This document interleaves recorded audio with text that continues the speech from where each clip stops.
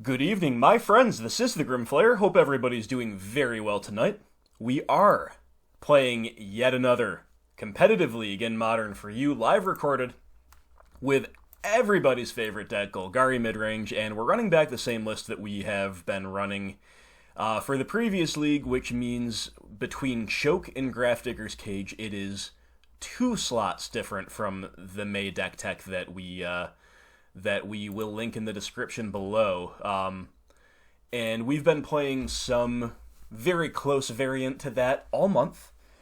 But first Grafdigger's Cage was the one that needed to be recalled for this month. Normally, I just play an entire list without any changes for the same month.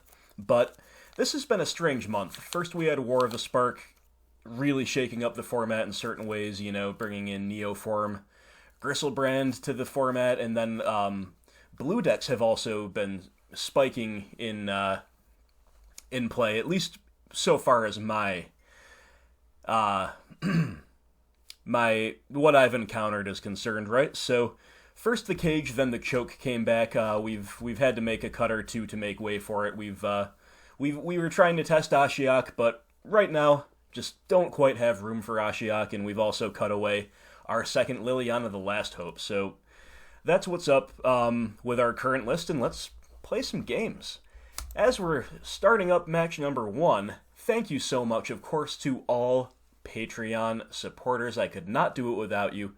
Really means a lot to me, and I hope I continue earning your patronage. We are on the play, and our hand is very low on interaction, but it's definitely a keep in a blind game 1. Really nice to be on the play with a hand like this rather than the draw, and the opponent will mulligan to 6, scry to the bottom. Treetop Village pass. So we've got a nice variety of threats against, who knows what in the format. Looks like we're just against Burn, turn 1 Swifty. You got it? Alright, we draw another Treetop Village. So this is a bit awkward because it's a little bit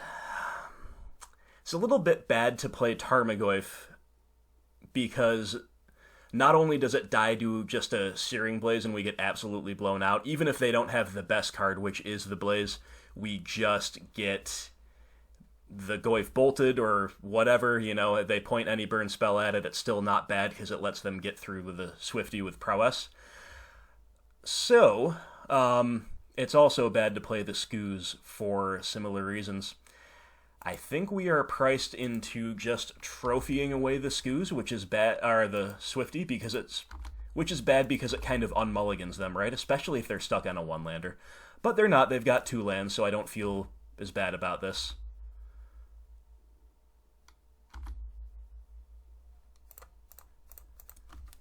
That's exactly what we'll do.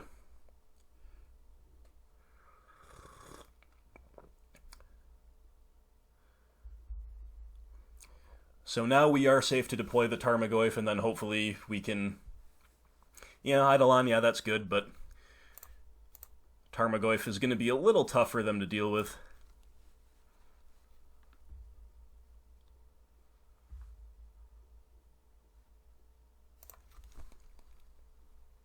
And a pair of Treetop Villages is definitely not bad in this spot either. So, opponent's just bolting us. Interesting that they, didn't lead on that before playing the Eidolon, but suppose they probably wanted to see what we did first. Ooh, the Flame of Keld. Okay, so this is not one you see often in Burn, but it's definitely... seems like it's good in grindy matchups. So stage 1 is discard your hand. That just happened. Stage 2 is draw 2 cards, and stage 3, it's basically adding +2 to any red source's damage, right? So it's all pretty rough for us.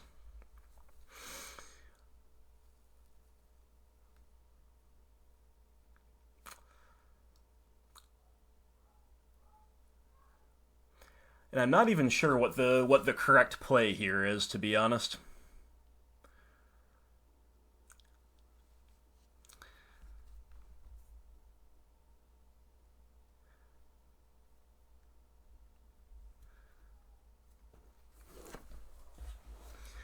I think I'm actually supposed to attack with the Goyf. Totally fine trading it away. If that happens, it makes our Skoos better.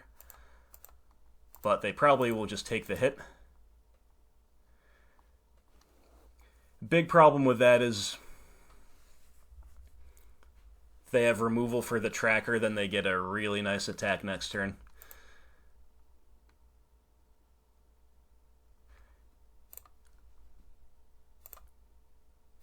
Maybe we just play it super conservative here, so I'm simply just playing the tracker and saying go. Making a clue.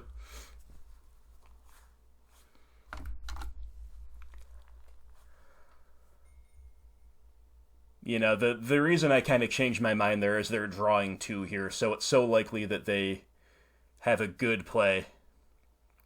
Light up the stage. A good play against our, plan to swing with Goyf and then leave the tracker back, basically.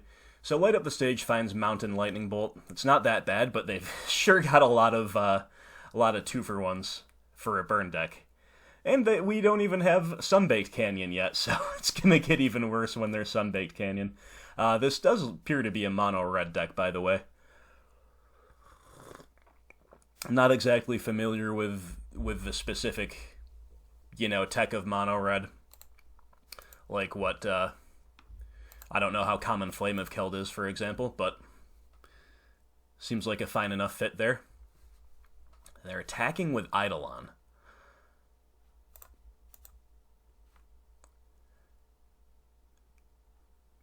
Pretty happy to take that trade, and I think that's better than losing the Goyf. On the whole, another Flame of Keld. Whoa! Jeez, that's really good. Lots of value, but we get to make a 4/4 Skoos now, or a 5/5 even, but we'd have to shock in for that, so that's probably not worth it.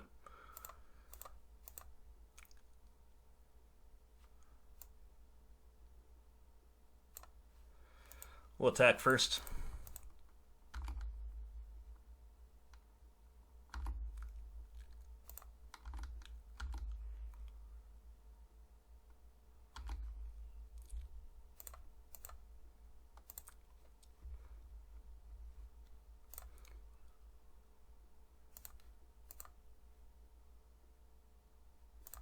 We do all this main phase to play around all the burn stuff, of course. And we are going to leave the Eidolon in their yard because the Eidolon's not only a creature but an enchantment, so obviously we'll eat that if we need to. Gaining a life is still good, but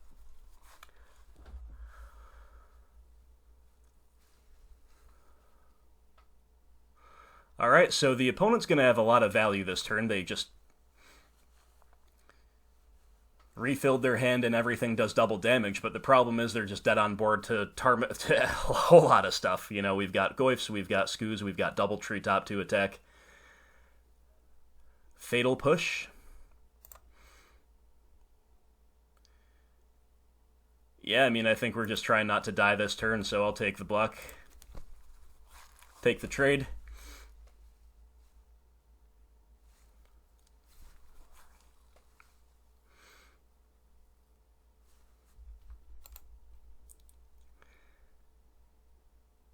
Okay, so they bolt us for 6. They bolt us. Or, sorry, not 6, for 5 and for 5 again. Well.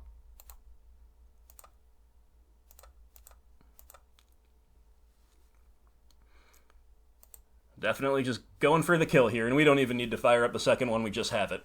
Well, those Flames of Keld were scary. Those were scary, but we, double Mountain in hand. Good game, but we got there. So winning the game 1 against Burn is pretty huge, especially because I think they had a pretty solid draw against us. Now, here's the big problem. Fulminator Mage is usually a solid side-in against Burn, but not so much against Mono Red. So Collective Brutality, Liliana's Triumph, Maelstrom Pulse, these are all still good, but Fulminator Mage is no longer good. Definitely bringing EE. And I wonder if, like, a Nile Spellbomb just as a redraw is better than some of the things that we're otherwise playing with.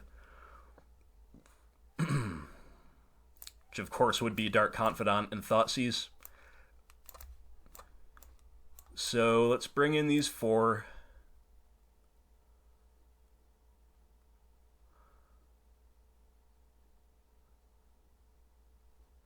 I guess we are going to play a Spellbomb just as a cantrip that maybe grows Argoif, but probably more likely takes away a Skoo's target out of their yard, which is annoying, but do we just try to leverage exactly 1 each of Bob and Thoughtseize, or do we just cut all Bobs and play 2 Thoughtseizes?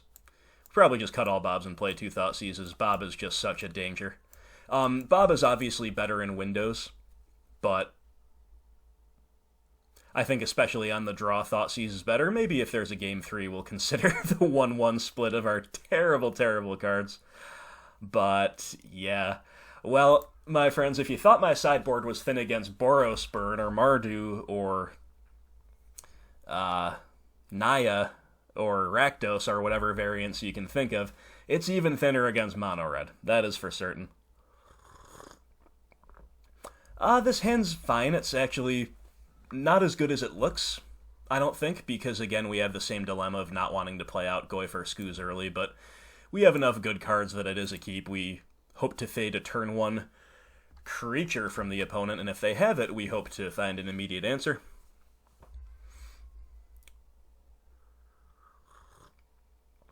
Okay, well, we did both. We faded the 1-drop, and we found an answer. And I actually think it's going to be... It's really tempting to just run this out as a on 1, but I don't think I'm gonna. You know, it's like just about as valuable to get that Overgrown Tomb tapped down. And they, of course, play a lot of 2-drops we might really be priced into eventually using that for, but what do we do here? So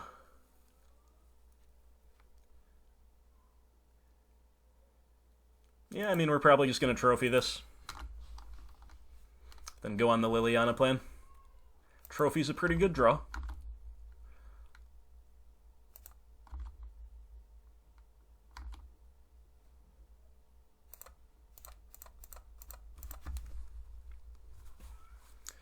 Of course, we take 2, but there's no avoiding that in this case anyway. Opponent's on 4 mana. Interesting. They haven't played any other permanents, so we clearly go on the Liliana plan. Just trying to decide what my least valuable card is. It's probably either EE or Pulse.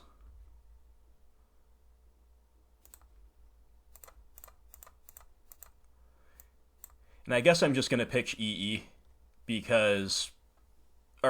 Yeah, we'll pitch EE. I mean, it's unlikely that they go double creature, right? There's no reason they wouldn't have before. So we'll pitch the EE. It would just be unfortunate for them to have a 2-drop that we want to kill, and then we can't do it because we've got our own 2-drops, right? So, opponent's flooded. They play their 5th land on turn 4. They also pitched a mountain to Liliana, so they're definitely flooded. That's good news for us. Another Lily. Alright, well that's going to be our pitch to this tick up. The rest of our hand is pretty solid.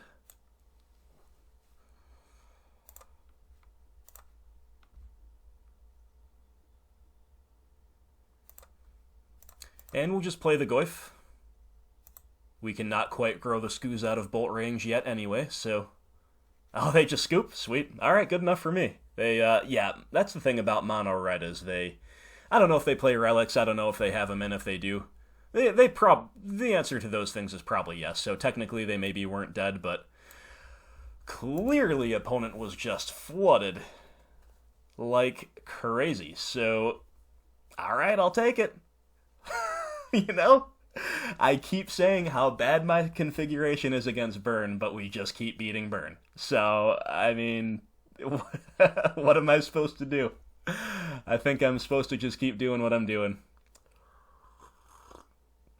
However, when Modern Horizons does go live, which, by the way, stay tuned to the channel for my continual breakdowns of the spoilers as they come out, we're going to probably want to tech up against Burn a little bit, because that's the deck that is probably going to see a big spike in play, thanks to the Horizon lands being good in Burn and also good for Burn for other decks to be running.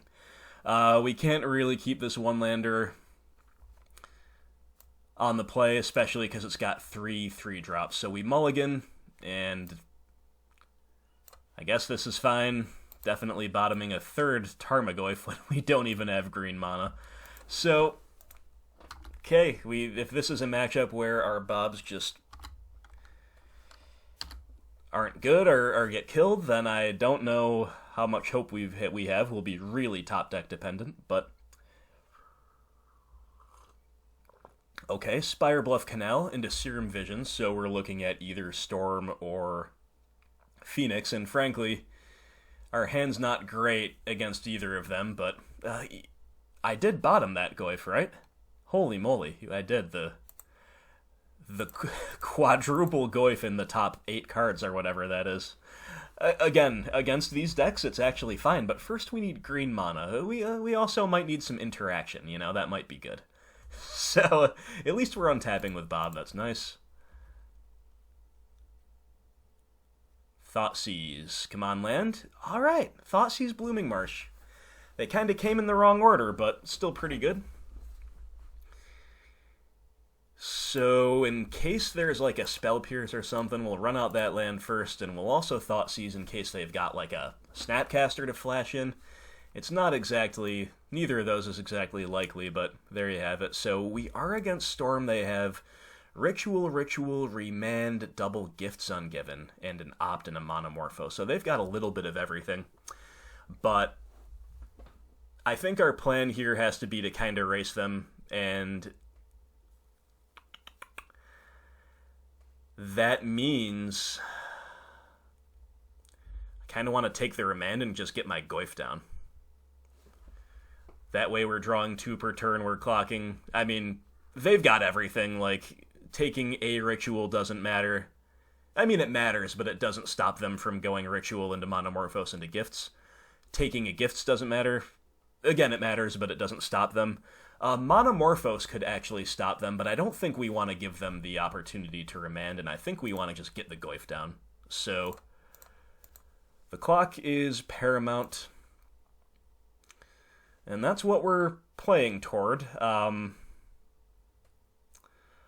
will Opt. And they top with the Opt. That might just be a third land, or who knows.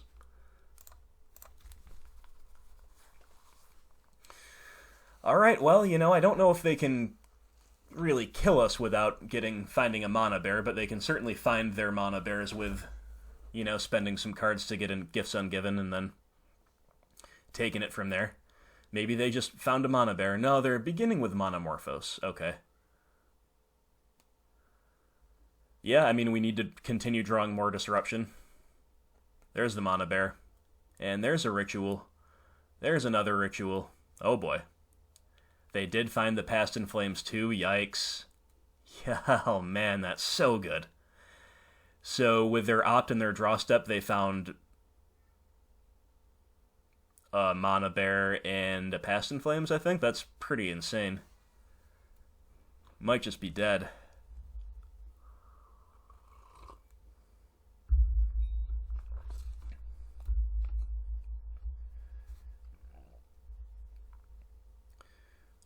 Alright, so we need to put 2 in the yard. I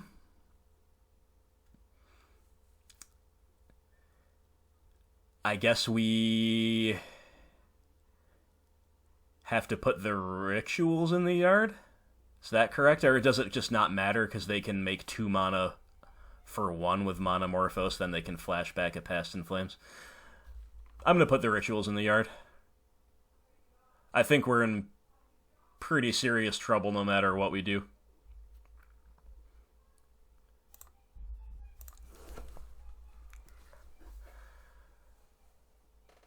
But, like, yeah. Yeah, I don't know.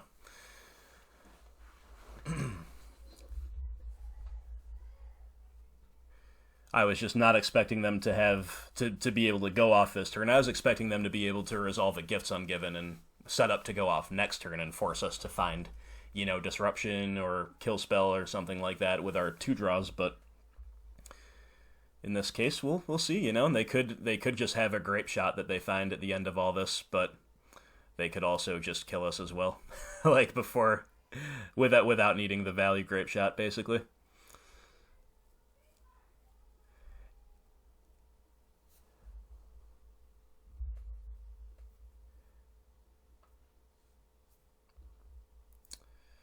Pretty good turn 3 for the opponent, you gotta say.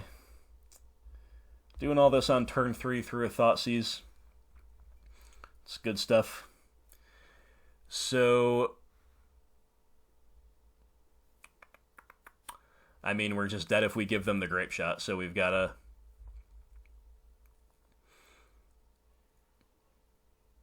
Don't think it matters what we do. So they flashback, they make Monomorphose, gets them their 5th mana, they flashback past... Yeah. I mean, we'll put a Grape Shot and a Ritual in the yard, but I don't think we're getting out of this one alive, my friends. It's alright, it's been a while since I even dropped a game to Storm, I think, and maybe that's not true, but definitely been a while since I dropped a match. And they're still a deck that can do this, Our Disruption, as good as it is, especially game 1 where we don't know that we need it, don't know what we're needing, and we mull to a hand like we had, there's just kind of no stopping it. So, alright, they got us with a little overkill. Well done, opponent, well done. And we do get way better post-side in this matchup. It is overall a favored one, for sure. So what we like to do here is bring in...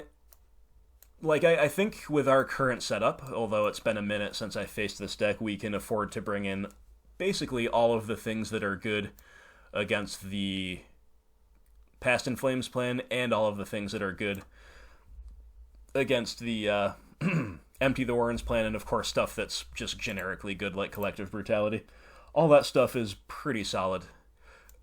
And, there are some setups where I, in the past, have maybe just not brought in every single last piece of graveyard hate, because they do generally move a little bit away from the graveyard dependence post-side against us, but still probably going to see it all come in. Probably even want Choke, to be honest. Not so much high on Fulminator Mage, not so much high on the rest of this stuff, so we've got 9 cards we're probably bringing in, or at least considering. I think Assassin's Trophy is arguably our worst card. Abrupt Decay is not much better, but ramping them is just really what's terrible. We don't really like Lily the Last Hope either. We can cut some clunky threats like Tireless Tracker, like Kalitas. Let's cut the Decay, especially because we haven't seen like Pyromancer Ascension or anything like that. Probably cut another Tracker pretty freely, and then what for our final cut?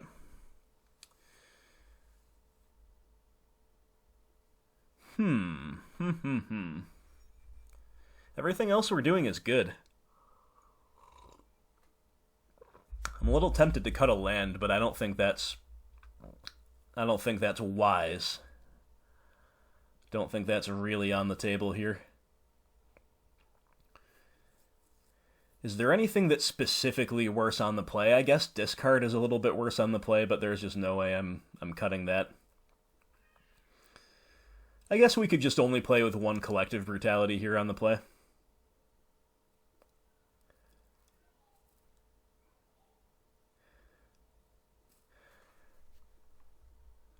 But you know what? Instead, I think I'm just going to not play with either EE or Pulse. And it's probably EE, because Pulse just kills a Mana Bear more easily.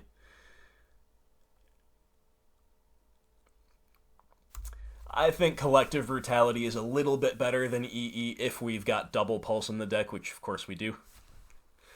It's really a marginal decision, though. All of the cards remaining in our 60 are good. That's the that's the important thing. This hand is great. We will keep it. We need a third land, and then third black land, that is. I mean, to be fair, we also need a threat, but our Disruption Suite is unbelievable.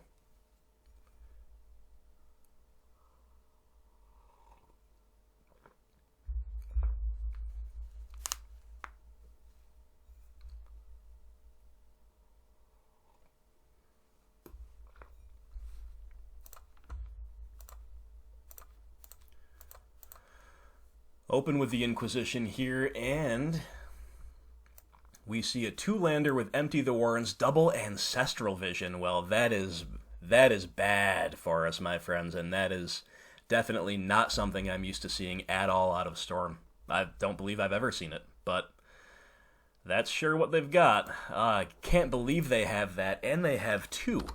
That's insane. 2 in their opener? With an otherwise really balanced and functional hand. I mean, yikes. That's really not good at all. Really not good at all. Alright, we draw our third land. So that is good.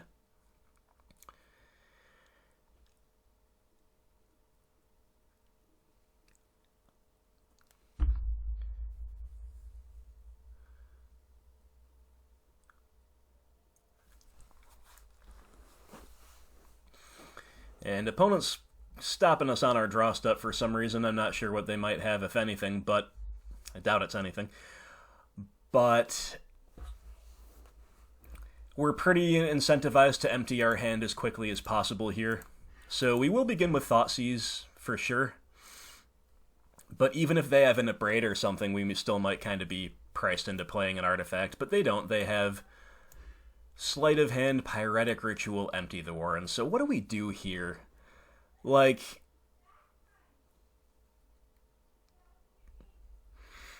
I think we just take one of the cantrips.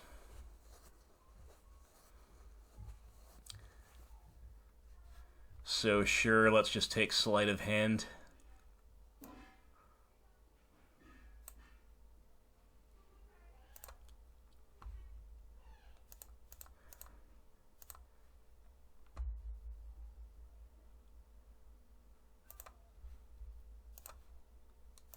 And then I'm shocking in there, even though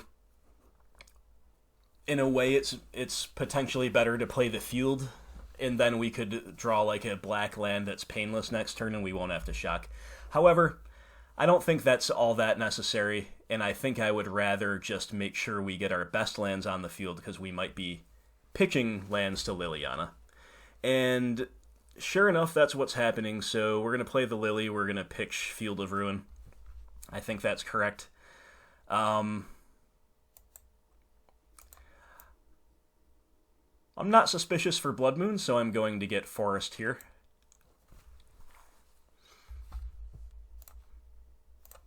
Even if I were having resolved a Liliana, it might arguably be better to get a Forest.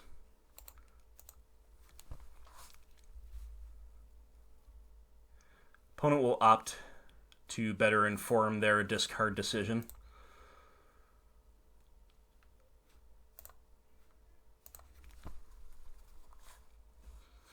Alright, so I mean, that Ancestral Vision is insane, but our position is still pretty solid. Opponent's pitching a Bolt. We would love to draw just a threat next turn, like a threat and a land.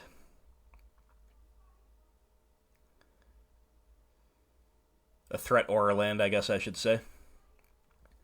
Any way we can empty our hand, I'll be pretty fine with, but at the same time, we do need to get a move on and find our stuff. The opponent didn't play a land. Guess they just don't have one. Well, that's good, and we did draw a land. Sweet.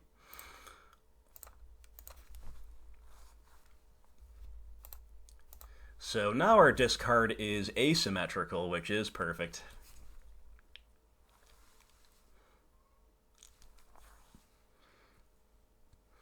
They lose a Monomorpho, so we don't gain all that much from cracking Spellbomb now. I'm not going to. We'll consider it on the end step depending on what they do, or we might just take our draw step and basically ensure that we can get our Liliana asymmetrical again, and then maybe do it afterwards, but... Opponent's going for the Pyretic Ritual, you got it. Okay, this is just like going to be a decent-sized empty, so, yep. Pretty annoying. And now I am definitely going to end step crack my spell bomb.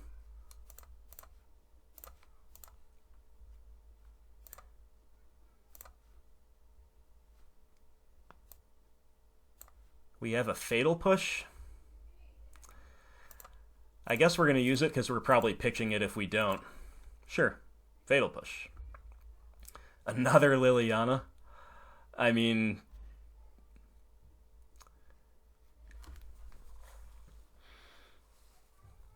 What's better value here?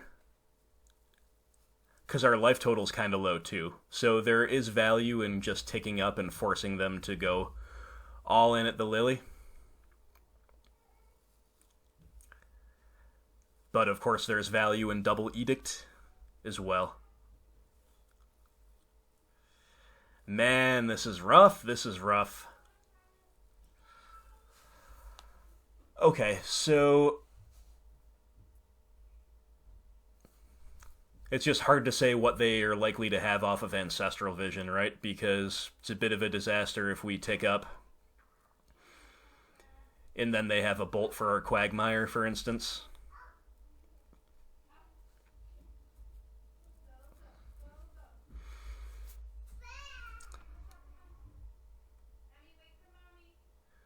The other thing we could do is just Edict and pass.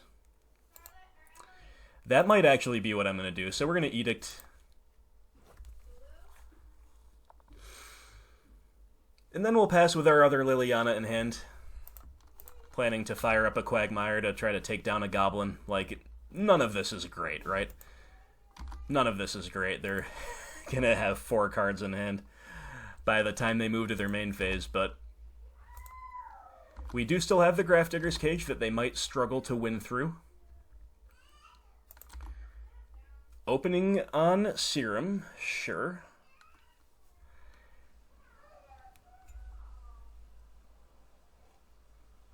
Top. Well, that's a little frightening. All for it, Lily, so even if we had a push or something, that would not do it. We'll still attempt to take a free kill here.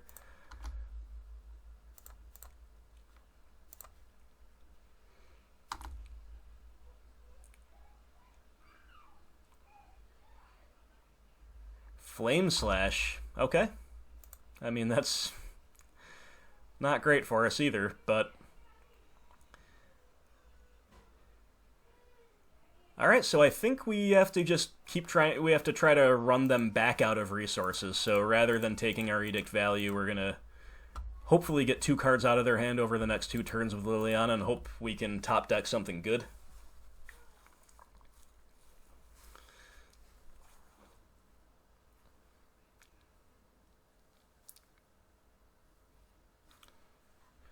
Get a Monomorphos out of their hand. That's pretty sweet.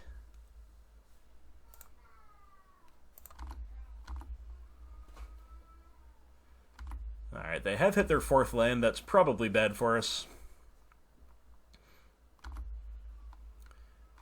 And since we only have 1 tracker left in the deck, I think I'm going to thin out on the end step here. Let's go get a Swamp.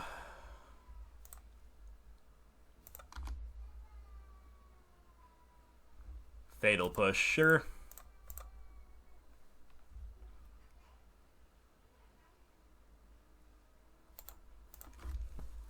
Push a Goblin, tick up, pass.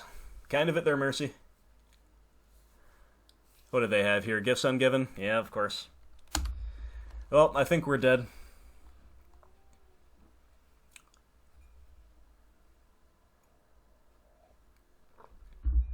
Which is a shame because, you know, this is a fine matchup. I would definitely never say no to facing Storm in a competitive league. But they can clearly still get us, and we haven't drawn a threat all game. That's a major issue. So, They've just taken 1,000,000 cantrips. Interesting.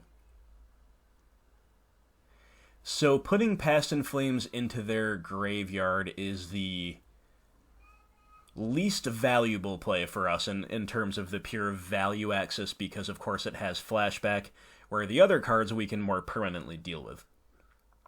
However, I think we have to hope that they're gated on mana, so maybe we do, like, they just have to have one more mana to utilize that flashback ever. And they could just be setting up for the long term, but then again, we have Grafdigger's Cage on the field. Maybe should we just be, like, leaning on the cage hard? In that, if we're leaning on the cage hard, we just take away 2 cantrips here. There are 2 best, which would be, I guess, Serum and Sleight of Hand. Let's do that. I mean, I guess we have to hope some things really go our way to win the game at this point, right? So, who knows?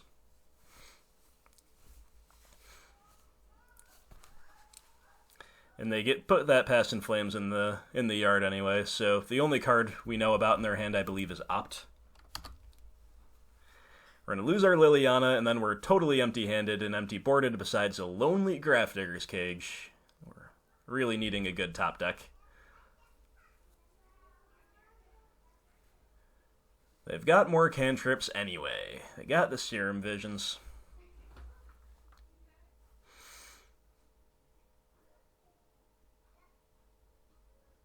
Top with a Serum. Alright, I mean, Tarmogoyf is a decent draw, to be honest, but turn 8 for the first creature of the game, not really where we want to be. And we're still very far behind, but this does force them to continue having something, you know, continue putting good plays together.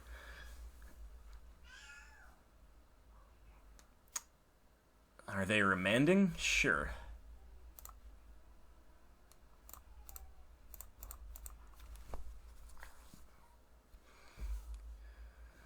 Alright, well. So now they get to see both cards that they topped. But there's no immediate big haymaker play. They're leading on an Opt. Once again, topping with the Opt.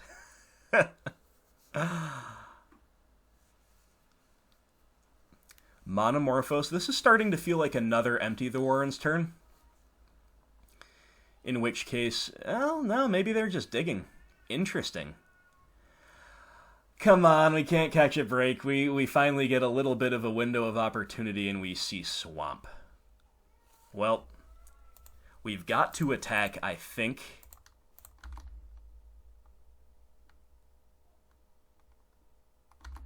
I mean, it couldn't be like Treetop Village or Hissing Quagmire. It had to be Swamp. It really did have to be Swamp, eh? Oh, they're taking the block. Wow.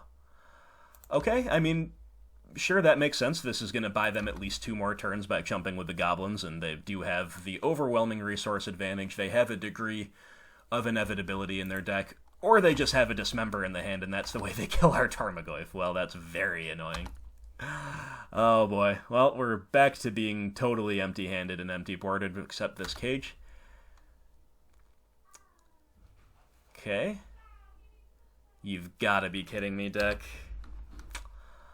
Well, this is not our match, my friends. That's okay. We were on the...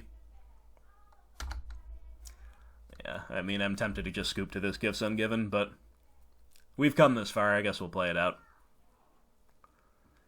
We just continue leaning as heavily as possible on our cage. I think we let them set up for all the graveyard value they want and hope they can't remove our cage.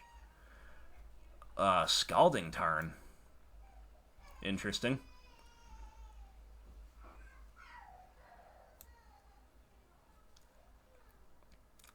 I don't know. Don't know what's best here, to be honest. Do we just give them both rituals? Because again, if Past in Flames is off the table, then the rituals are not as impressive. Maybe that's true. So maybe we'll take away the land and the Monomorphos. So yeah, we'll see. 1 second, my friends.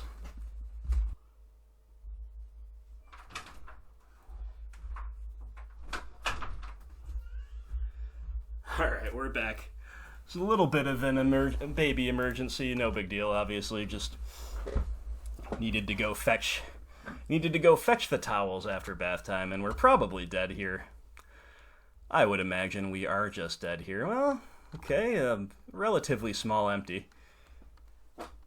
Guess this just kind of means we need to draw one of our pulses.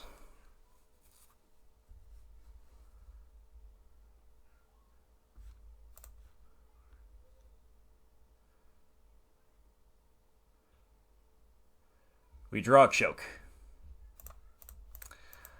Very, very, very late to the party. But we'll play it because it could be part of a road back to... Oh, do they have... Oh, God. Should have played around that. Alright. I mean, probably doesn't matter because we are just dead in 2 turns to the goblins here, but... that's what happens when I get up. Concentration is broken. But if we don't have pulse here, we're just dead anyway, so it doesn't matter. But let that be a lesson to you. Play around the Spell Pierce, and we're just drawing. We're just flooded way too badly to win. So that was a bit of a deflating performance, my friends. Storm is there for the taking. Storm is a very decent matchup for us, but when you flood that hard, not much you can do. You know, again, our disruption was good, but their consistency is pretty solid.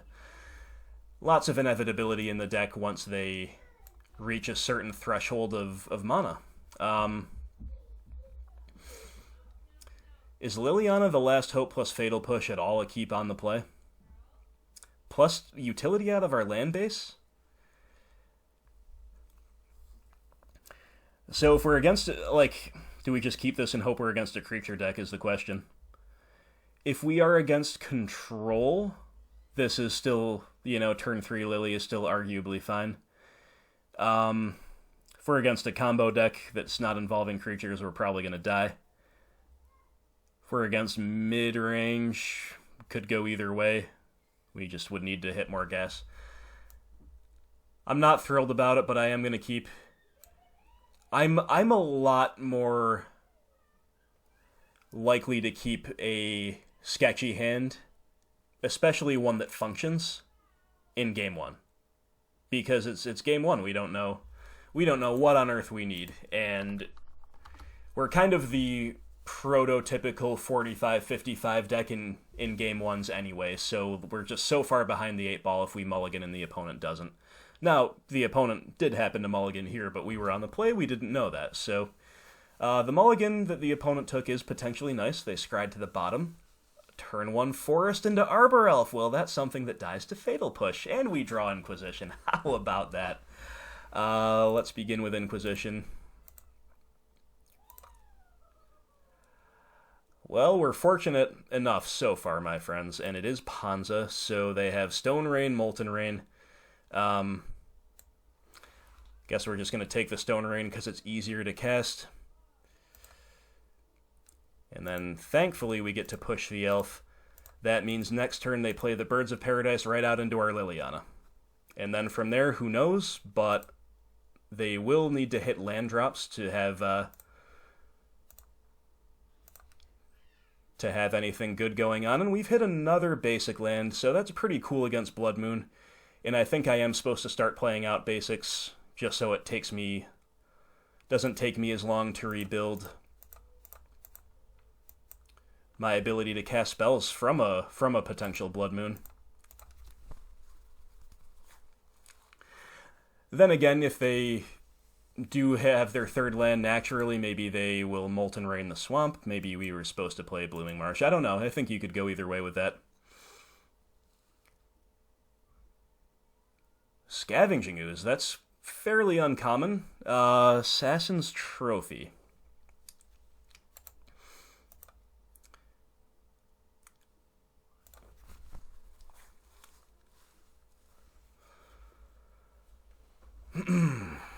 So we shrink,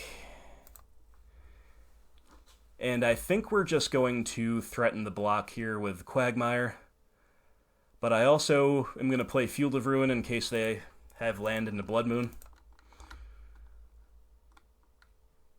So I believe our plan to win this game is to get the Liliana the Last Hope ultimate.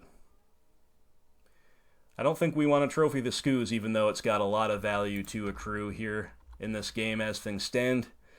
Just don't want to give them more mana with Molten Rain, Bloodbraid Elf in hand that we know of, possibly Blood Moon. Think we're just on the super defensive Liliana plan and hope that our Inquisition and Fatal Push and Lily +1 taking care of 3 spells is enough to get us there.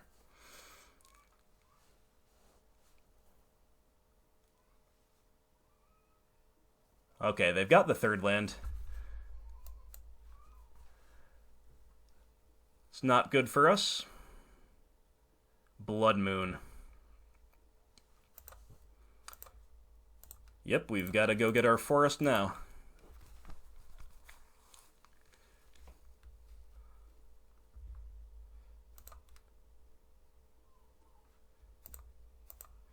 I'm going to float black here, and I think I might actually just trophy the Ooze.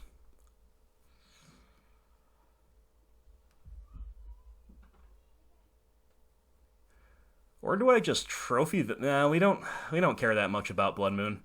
It's just unfortunate that it shuts off our Hissing Quagmire, right? But let's kill this Ooze. Bloodbraid Elf just lines up so well against Planeswalkers, that's our big problem. We just gave them Bloodbraid mana, but what can we do? Well, we can draw Maelstrom Pulse.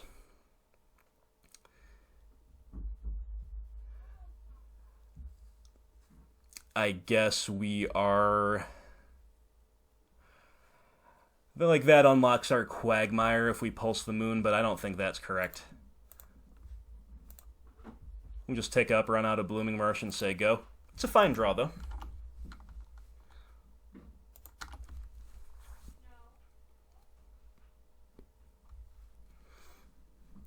Bloodbraid Elf, an annoying magic card. Into Tracker. Wow. Wow. Oh, the nightmare is real. Let's hope they don't have another land. Doesn't look like they do, to be fair. That's a nice little bit of breathing space for us, if that's the case.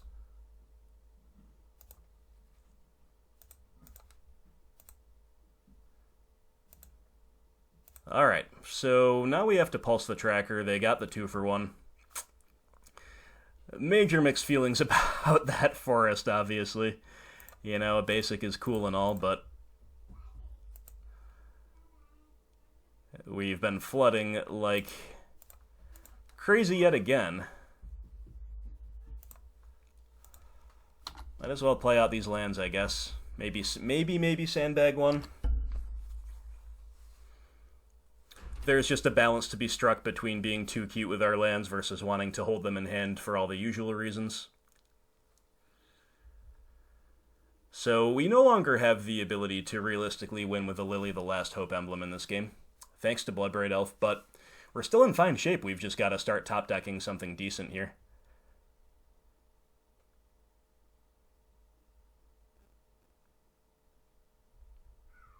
They got another tracker. We got a Bob. So I'm going to shrink the Bloodbraid Elf.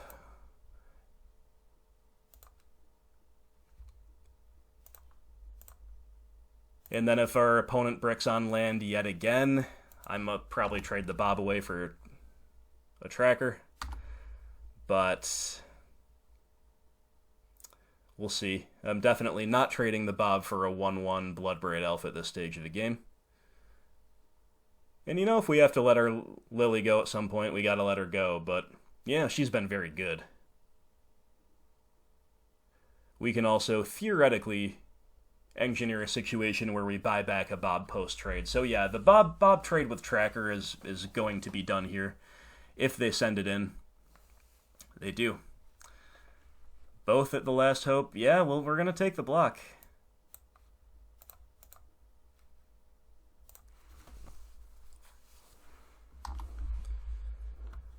Okay, I mean, once again, we're looking for a good top deck here. Another Blood Moon. Sure, don't care.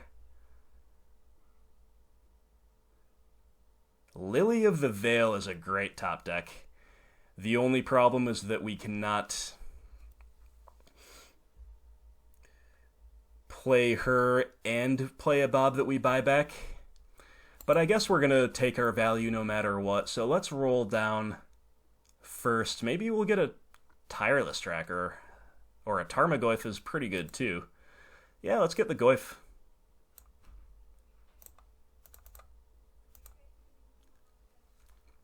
So now we get to Edict the opponent.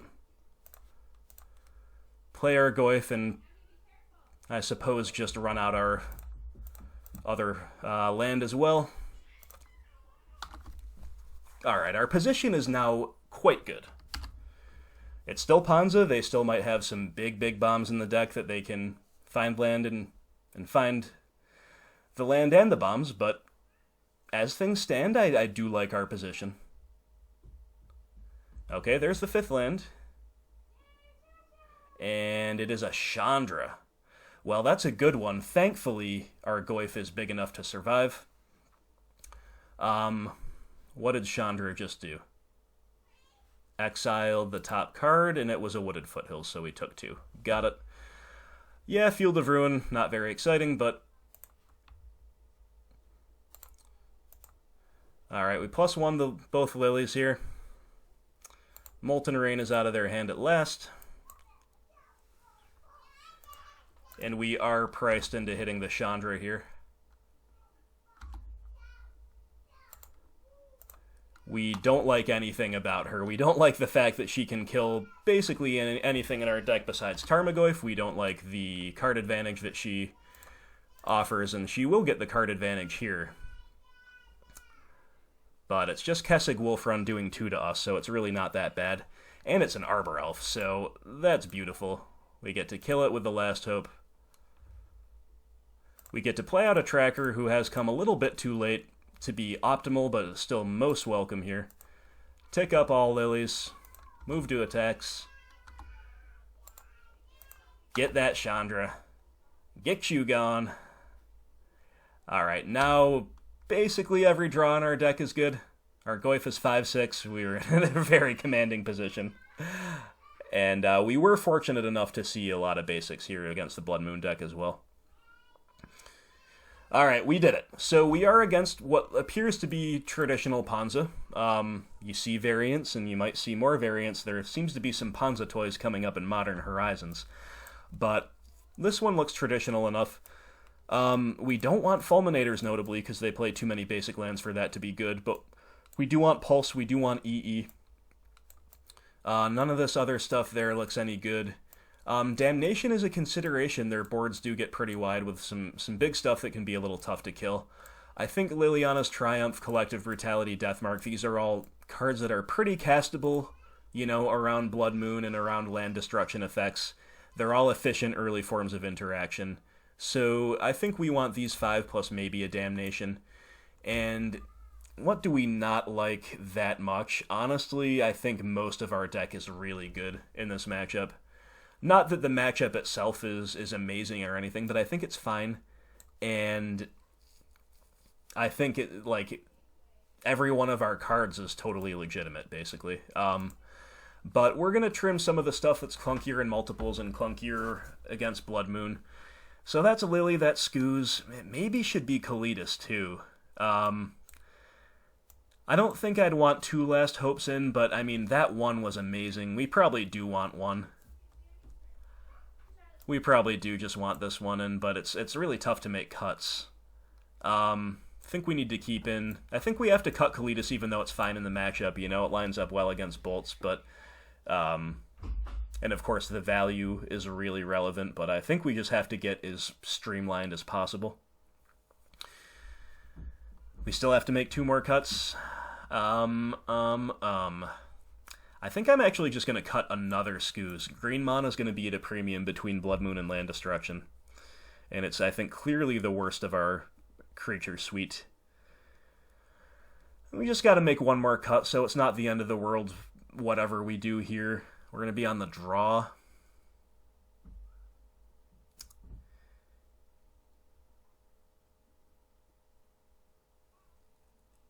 Do we cut a Dark Confidant on the draw, or is Bob just amazing in this matchup? Bob's probably just amazing in this matchup. Alright, let's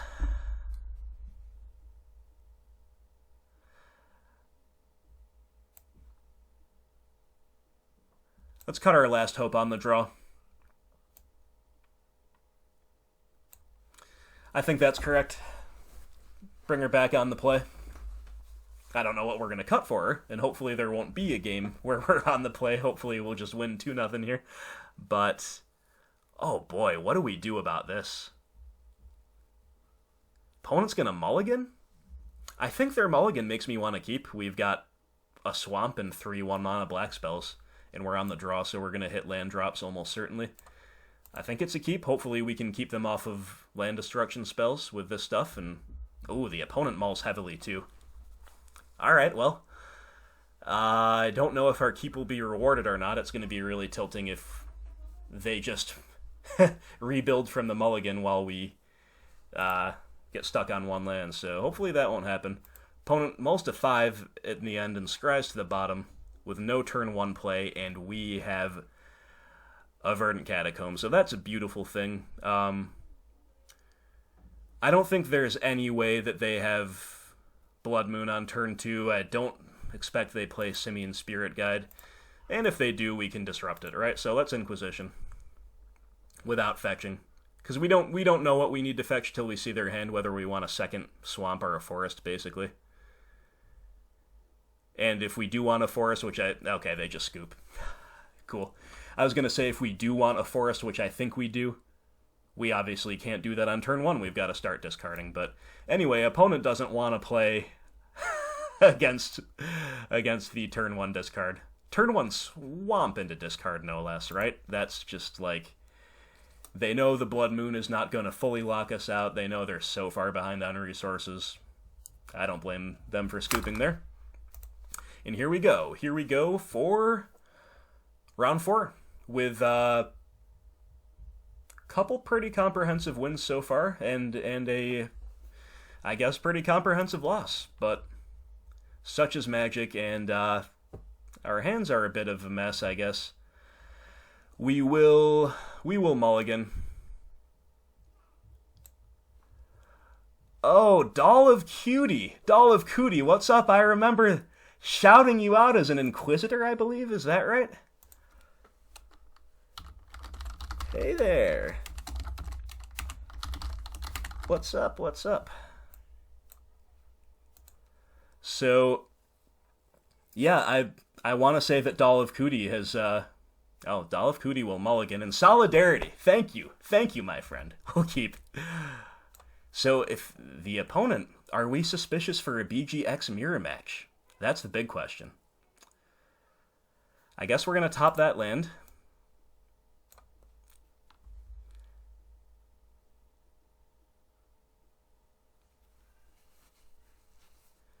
And we're going to find out. Opponent will also mull to 6 and top and Inquisition you. It is not a BGX mirror match. This is, I guess, Mardu Pyromancer. We only got one take, and it's the Helix. Alright, well, triple Bluing Marsh is a little awkward against Blood Moon, that's for sure, but ooh, what did the opponent top deck? Inquisition, that's a good top deck. They take the Bob to slow us down, or do they take the tracker with an eye to the long game? It is Bob, sure enough. Well, I was feeling optimistic until that happened. Now anything could happen. The Bedlam Reveler is a bit of a ticking time bomb. Of course, we've got a good answer to Mardu, to Young Pyromancer, rather, if that's indeed what we're afraid of here. The Fetch.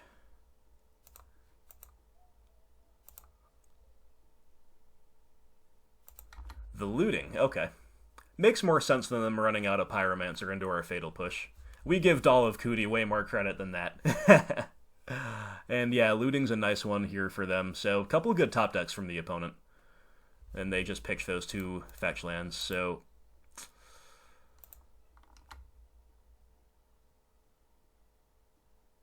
Alright. Another tracker means if there was any doubt about whether we run out the tracker without the guaranteed value, that doubt has been removed. So we hope the opponent does not have removal, and then we hope to top deck a fetch land, and then we go tracker and make 4 clues. It's going to be great. But, you know, and we still want to top deck a fetch land even if the opponent does have removal. That's just kind of our best top deck here. Gets us out of Blood Moon to a small but perhaps crucial degree, and more importantly begins making clues. Clues are going to be good no matter what's going on the opponent's side. They got a Dreadbore. Okay. Alright, we still want the fetch land. Treetop Village. I will take it. That's fine. That is fine with me.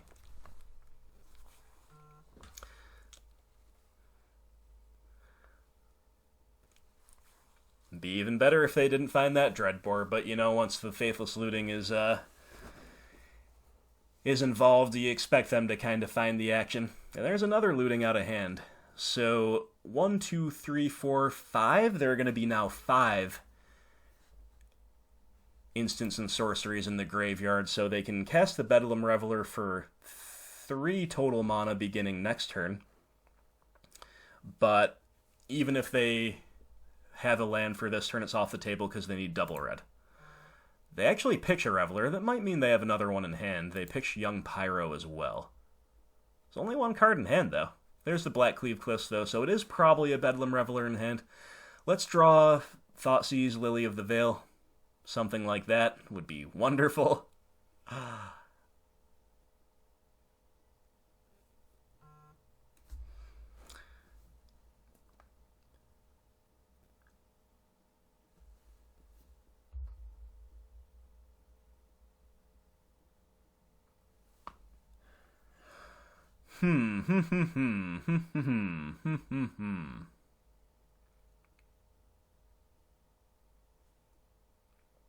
Alright, opponent will pass. Yeah, we draw Swamp, that's okay. Let's start getting our value train on. Definitely crack 1 main phase. Hissing Quagmire. So, how good is it? I mean, how good is it really to attack with Treetop here? It's actually pretty good. It's actually pretty good while they're tapped out of red mana. Our odds of hitting exactly Thoughtseize, which is the main incentive to crack yet another clue, are pretty low. Hold up. Cancel. On the other hand, getting the tracker to a 5/4 while they're tapped out of red is pretty sweet as well. Alright, let's crack another clue. Find a Thoughtseize. We didn't. Okay.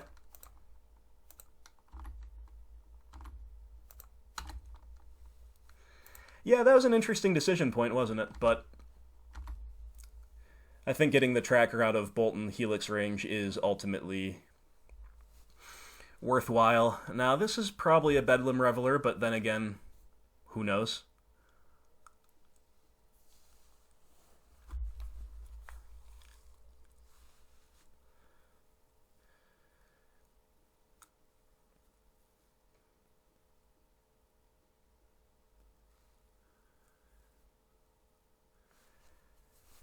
I mean, this is an interesting matchup. The games are usually pretty cool against Mardu Pyromancer.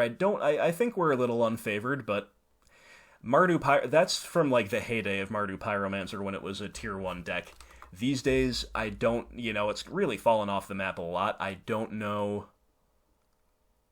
how they are adjusting these days to remain more relevant in the meta. So my perception of this matchup as unfavorable, only slightly to moderately unfavorable, might be outdated. Who knows, maybe they had to get a little less value-oriented, a little less grindy, but so far it's all the stuff I'm used to seeing. Modern is just so wide, it's absolutely insane. You can't be on top of the niche changes for every single deck, Opponent's in the tank. Doll of Cutie going in the tank. I hope this will be a successful league for you. I'm really interested in watching my stupid mistakes from your perspective. Oh, man.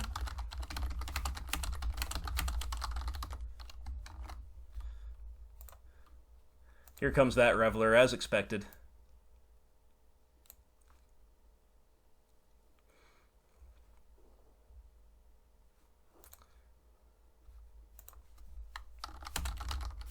And I hope the same for you. Alright, Lightning Bolt goes by the wayside. Yeah, that's pretty decent for us. Opponent's been gated by red mana for most of this game. And, you know, I don't know if it's a stupid mistake, but maybe it was a bit of an error for the opponent to loot away both fetch lands. Seems like they could have fixed their mana a little bit better by hanging on to those, but then again, I don't know what else they had, right? Alright, so now we get to make a couple clues. We're going crazy. Going crazy with value here. And Reveler walls off our treetop village nicely, so there's no incentive to do anything but make and crack clues, at least right away. Alright.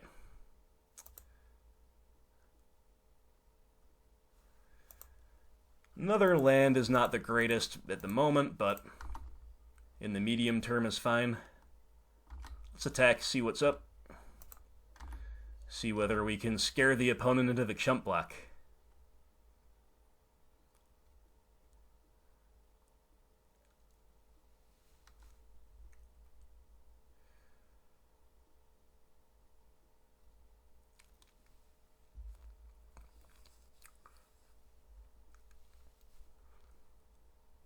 Alright, no block, so we'll crack another clue before damage, I suppose. Ooh, the flood is really severe. Thank goodness for this tracker, right? Alright. Good news is the opponent's obviously dead to the tracker, also dead to treetop. But it's Mardu Pyromancer, so they could make a bunch of tokens this turn. They could find a Lingering Souls. The reason I tapped Double Marsh is so if the opponent goes Blood Moon, then whatever follow-up, we can allow the Blood Moon to resolve, and then still have the ability to Fatal Push something.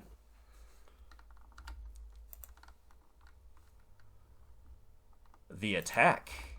Alright, well, wonder if they did find, like, Lingering Souls. Land into Souls would be a lot of value to fight through, but... Ooh, Lily of the Veil! Oh, that's pretty awful, but... And we can't quite activate Treetop. So there goes Tireless Tracker. Alright, now the opponent is still dead on board, but they must have Fatal Push. Collective Brutality. It's actually a pretty good draw. Let's make them have the push.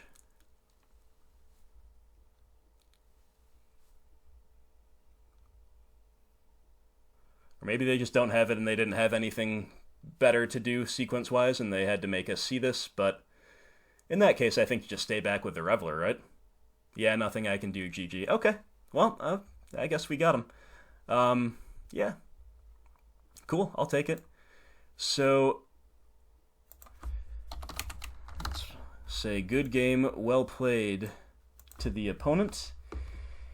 And let's figure out how we're going to sideboard against Mardu Pyromancer, having seen nothing much out of the ordinary. So this is one of those matchups where I personally like to hedge away from discard to a significant degree. And we've got lots of decent stuff to do. I think EE, Pulse, Spellbomb are all pretty solid. I think it's a little too value-oriented for Grafdigger's Cage, even though it does some good work shutting off the back half of Looting and Souls. It's still also card disadvantage, kind of, you know. I'm sure they play Braids and so forth as well. Damnation is worth it. I don't think Liliana's Triumph is, even though you can see their windows where it would be. It's just too bad against tokens.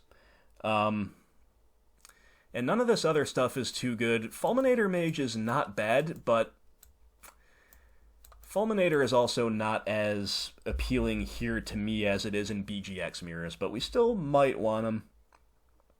just looking at the rest of the sideboard, I don't think I'm too interested in anything else. So, in terms of what comes out, if we're considering moving away from all discard, including Collective Brutality,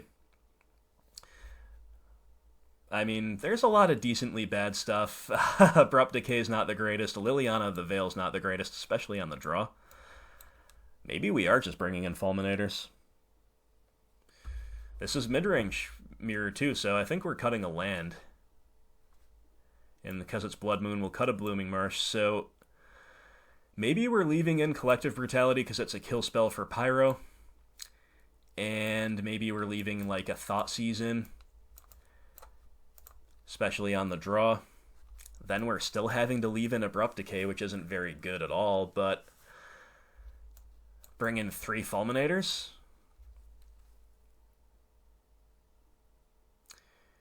3 Fulminators, pretty darn clunky.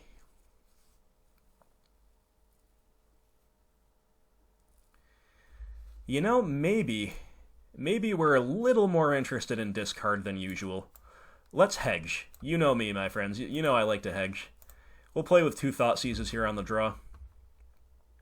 2 Fulminators, and the rest of this stuff is mostly all good.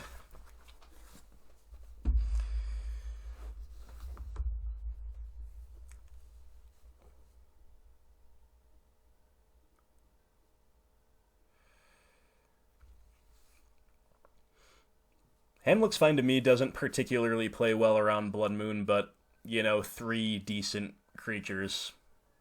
I think this is a keep. We've got Treetop Village, which makes it so we can successfully pressure a Liliana of the Veil if they go turn 3 Lily, Edict Dark Creature. So, this is fine.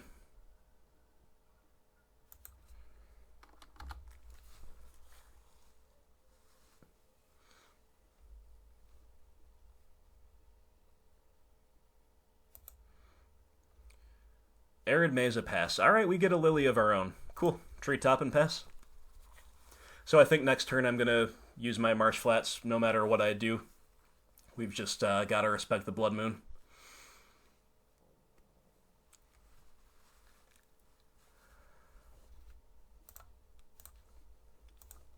And if we didn't have Treetop, I think I would have even run out Marsh Flats turn 1 just in case we draw another fetch land and play as much around Blood Moon as possible. Alright, they've got the turn 2 Pyro. Come on, discard. Or, sorry, not discard, removal. We don't get it. That's tough. So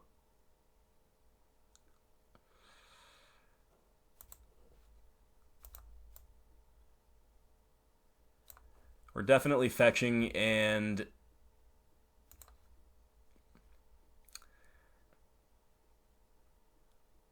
I don't know what's correct here of the 3 2-drop threats. I mean, honestly, the young Pyro might just run away with this game.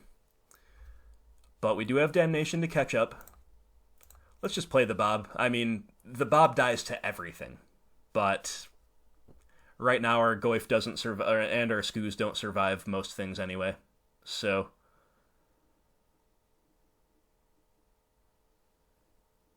I'm not very optimistic here, but we've got the fuel in hand, we've got the catch-up cards if the opponent just goes like really wide and doesn't kill our Bob.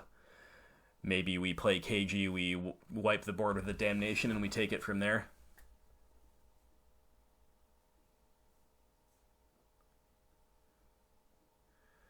Okay, they've got the kill spell. But maybe no 3rd land. Well, that's unfortunate that we cannot still kill the young Pyromancer. Still can't do it, huh?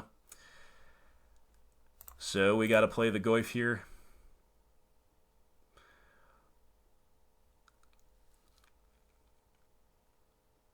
Yep, Goyf is still better than Skoos, even though it's less mana efficient.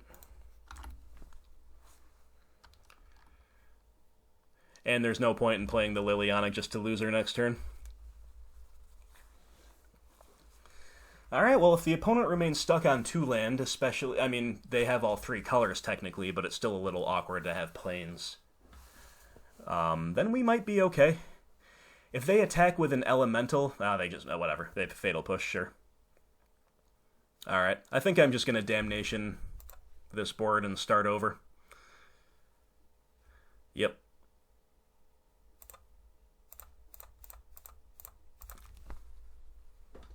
Alright, you know, so we're in an okay position. Especially if they have to go like Pyromancer pass with no third land, we can go on the Liliana plan.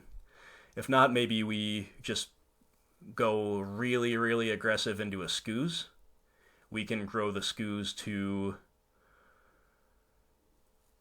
a 5/5 if we shock in this Overgrown Tomb. Wow, double Lingering Souls, okay. So, and still no other land. Okay, so now what do we do? Obviously we're playing Skoos, but do we eat both back halves of Lingering Souls and then only remain a 3/3? Or do we give them 1 souls and make ourselves a 4/4? I think Skoos is good enough that we should...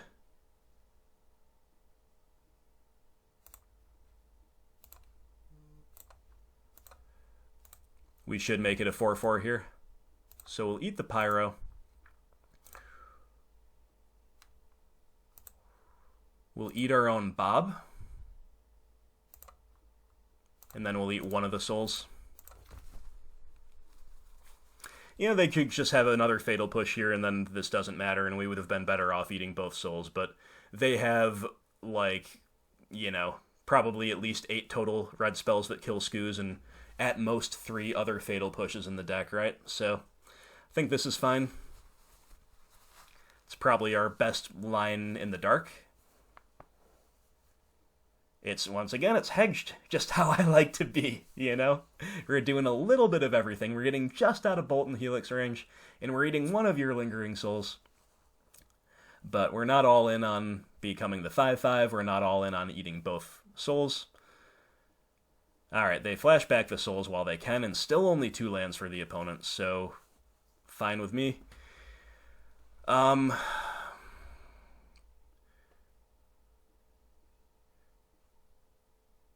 Field of Ruin is potentially going to wreak even more havoc with their mana base. But let's play the Liliana and see... You know what? I shouldn't have played that first, because if they pitch another Souls here, I've got to eat it. But whatever. Not that big a deal. We'll still pitch the second field. I mean, we were pitching a field there either way. Alright, so we could... They've got 3... Yeah, they're not casting Reveler anyway, so we could make the Ooze a 6/6.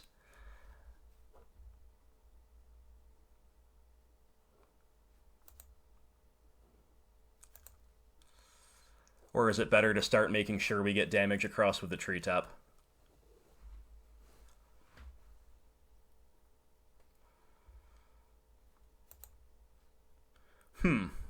That's a tough call, to be honest.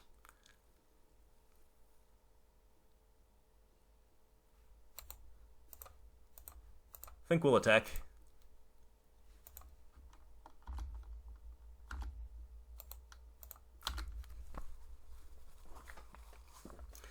I think basically they either have the stuff like Fatal Push that kills Skoos or they don't. Like, making it bigger just makes it easier for them to decide when to start chump blocking and all that. And technically this guarantees that we're getting decent damage across this turn and hopefully for all the turns from here on out. And the opponent chump blocks anyway. So I think this is kind of the ideal for us. Like, we forced them to chump block, and we got across with the treetop. And the opponent's got a full grip, but, you know, what are you going to do when you're stuck on lands like this? Pretty unfortunate for the opponent.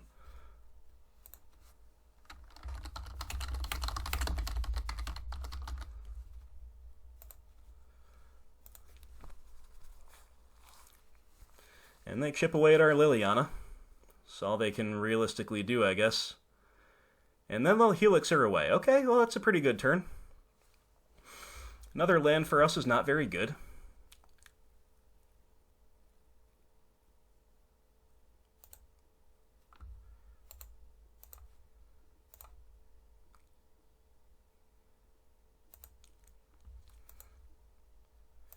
Didn't really do the math here, but I'm pretty happy to just erase as hard as possible.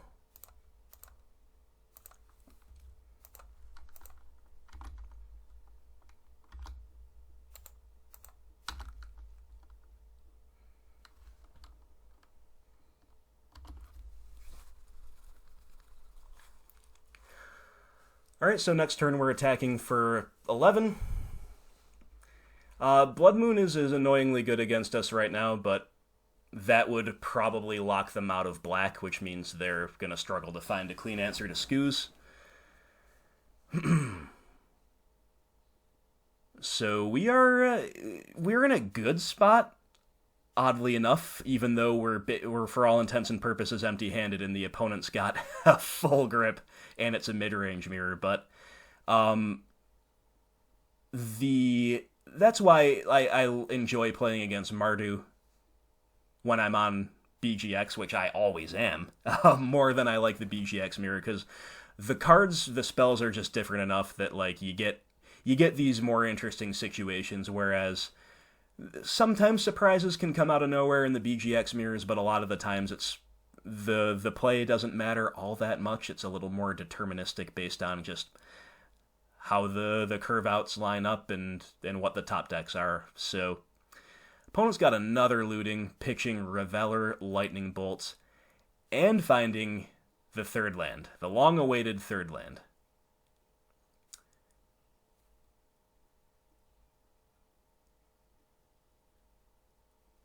Alright. Dark Confidant is action. So 1, 2, 3, 4, 5, 6, 7. We can fire up both, but then we're not playing Bob, and I think we definitely have to play Bob. So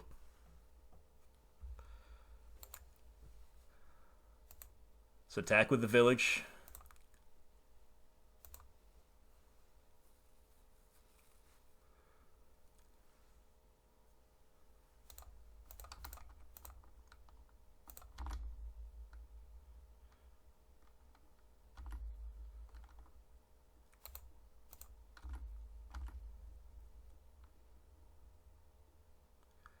Imagine, yep, jump block, as expected.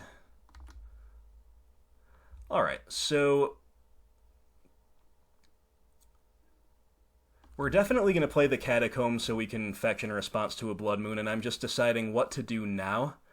How aggressively we want to eat away at their graveyard versus how aggressively we want to, like, what we want to do with Field of Ruin. I don't think we use Field. So let's just get a Swamp so we can actually cast everything under a Blood Moon. And then we'll play out a Bob, and we will just eat both Faithless Lootings and Pess with one activation available.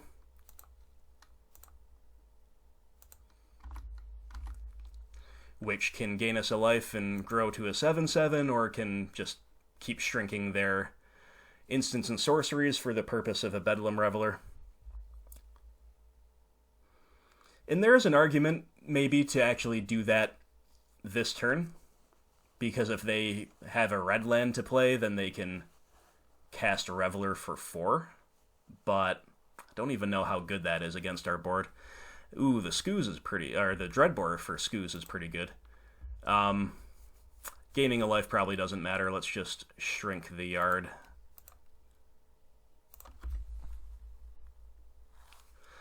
Alright, Bob. Show us some more gas, my friend. Tarmogoyf, that'll qualify. Assassin's Trophy qualifies as well. 1, 2, 3, 4, 5, 6, 7, 8. Alright. Attack with Bob and Treetop here.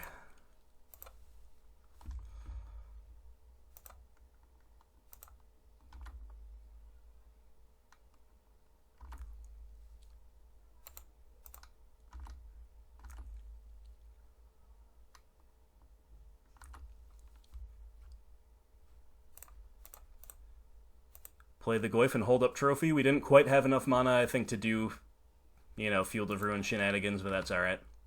We're kind of beyond the stage of the game where that matters. Like, they can play a Liliana and Edict us, and we can just activate maybe Quagmire in response or something.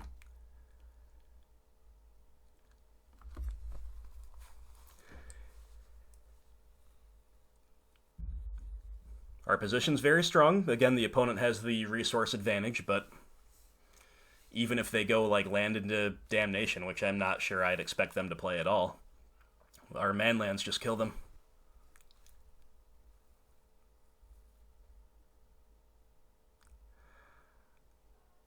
Tapping white and black, paying costs.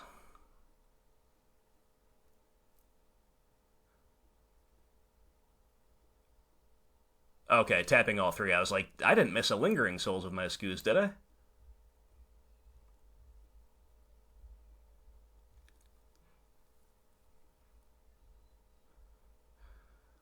So if they don't have another land, we just trophy away a spirit, they're dead on board. That will give them a land, which is, you know, if they have a removal spell to cast with it is bad, but I think we just make them have that.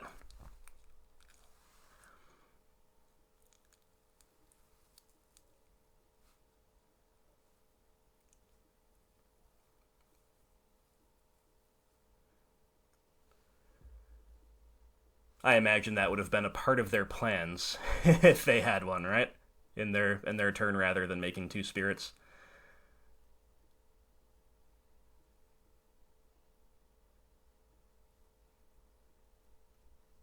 Alright, I think we've got them. Feels like the opponent's typing right now.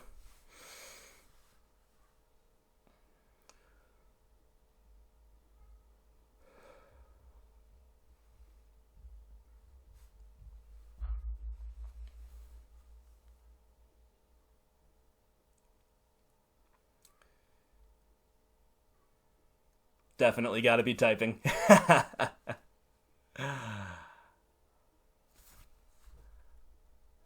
Oh, bolting Bob on the upkeep. Okay, that I think you just gotta bolt that main phase, because now we still get our trigger, and they're also still just dead on board. So we get a fatal push for good measure, too. Good game.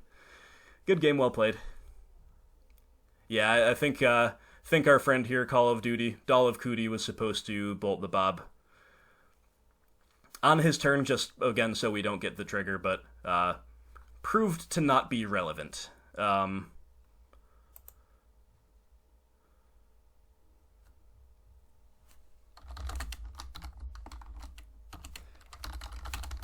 just say my good games right now. Good game, well played.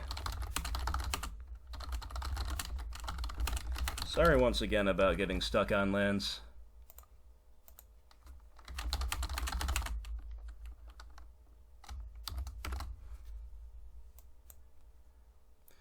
And we got a tracker, sure. So we'll push.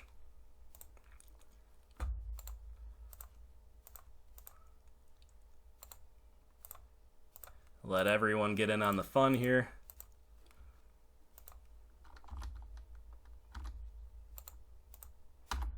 All right, good game, well played. So, nice. Some good comprehensive wins here. Have we been 2-0 in all of our wins thus far? We have, and then we got comprehensively, as I said before, 0-2'd by storm. So, good stuff. We've cashed the league. This is a good league thus far, and we're playing for the 4-1. I'm very happy with this, my friends, and I'm going to just take a little break here to attend to my family, and I will be back shortly for round 5. Hopefully remember to edit this part out of the video. See you in a minute.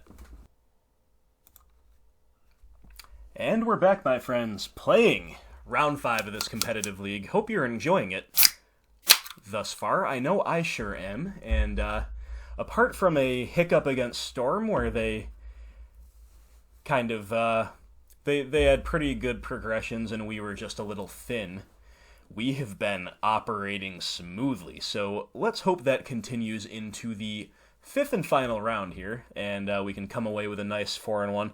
I'll tell you what, though, this has been an incredible month of results for me. You know, you're never going to see me up on the leaderboards here because I just simply don't have the time to play more than like 2 or 3 leagues per week at the most. But, the trophy count, not taking anything away from anyone who's up there, they're all obviously good players to get that high. You can assume that they're good. especially in the competitive league trophy leaders. Yeah, they're all at least quite good. But the better metrics are win rate and your ELO, your constructed rating that I guess you see under your account page here. Those tell you more, those give you a better indication of how you're doing than obviously pure trophy count, because that has more to do with the amount of leagues you play than anything else. But so again, you won't see me up on the leaderboard, but this month the results have been overwhelmingly positive. I don't have the exact number for you in front of me, but we'll wrap up the month with that data for you. And yeah, it's been fun. So I think we have to keep this hand even though the mana's awkward.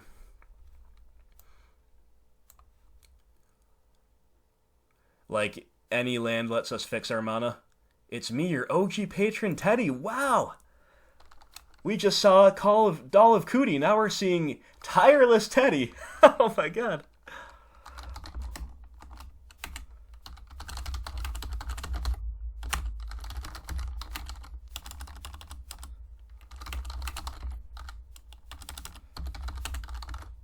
Wow, I can't type.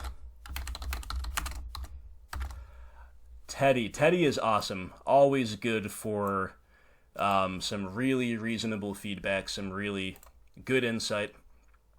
And we'll see if this is a mirror match. It sure is, except it's Jund. Okay, so opponent's got Inquisition, main deck Spellbomb, the Spice, and of course Trophy and Goyf. So we're definitely not taking Trophy because we need the land.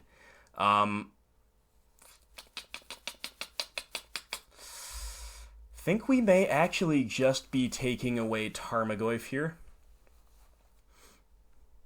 Even though that's kind of a low priority take for most Inquisitions. Like, they can't really disrupt our hand with Inquisition because we've already disrupted it ourselves by having non-functioning land at the moment.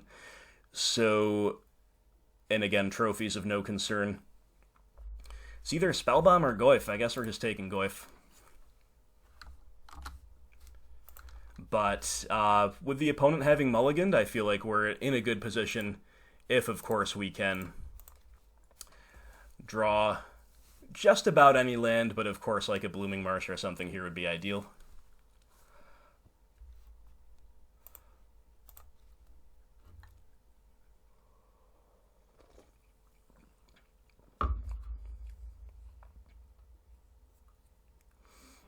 It's pretty cool that we've seen patrons back to back.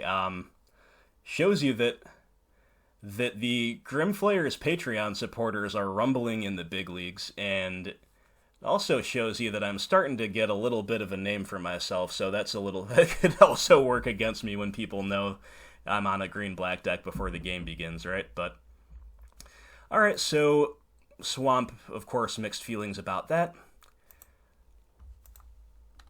But it does let us play turn 3 Liliana, which is huge. So I'm not complaining whatsoever.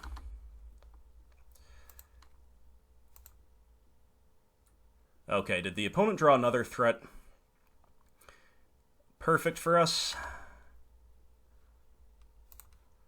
So now we get to go on the Liliana plan. Blooming Marsh is even better. Sweet.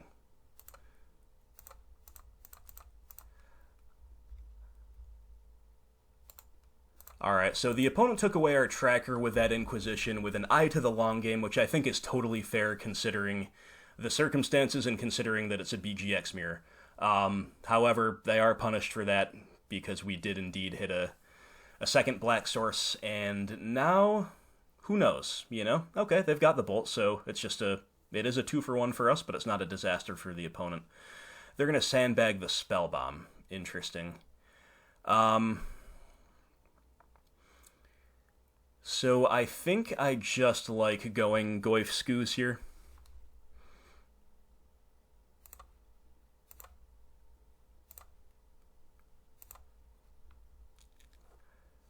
Game 1 we're not playing around any damnation effects or anything like that, and we know the opponent has Trophy in hand, so there's no point in kind of leaning heavily on one threat here.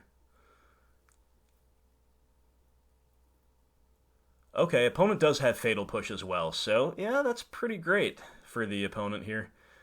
And Spell Bomb is also solid. They may just trophy our Skoos here, or perhaps they will try to hang on to that trophy. Problem is, if they do, we've got stuff in both graveyard that's looking pretty tasty, so...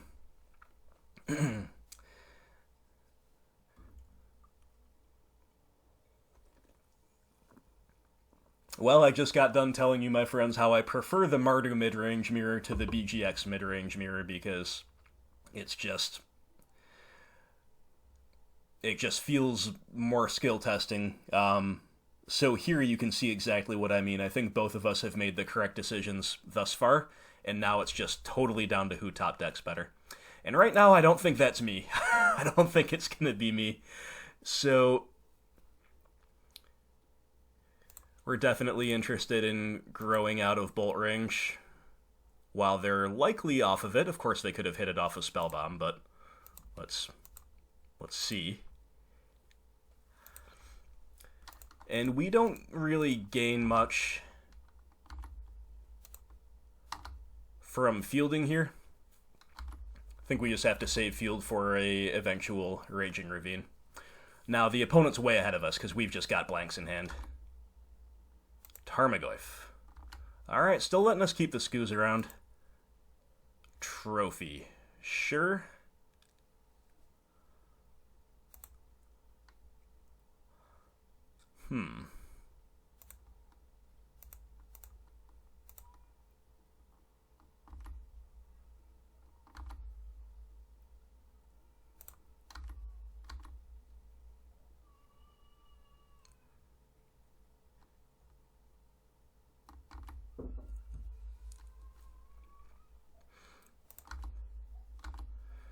Alright, so the reason we didn't trophy there is because, of course, that turns on their own trophy.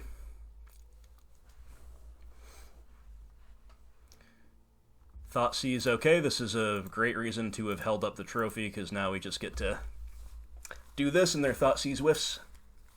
There's the upside of getting flooded on basic lands, and also, of course, one reason I don't personally enjoy keeping discarding in the mirror. So the opponent's got the trophy, we still know that.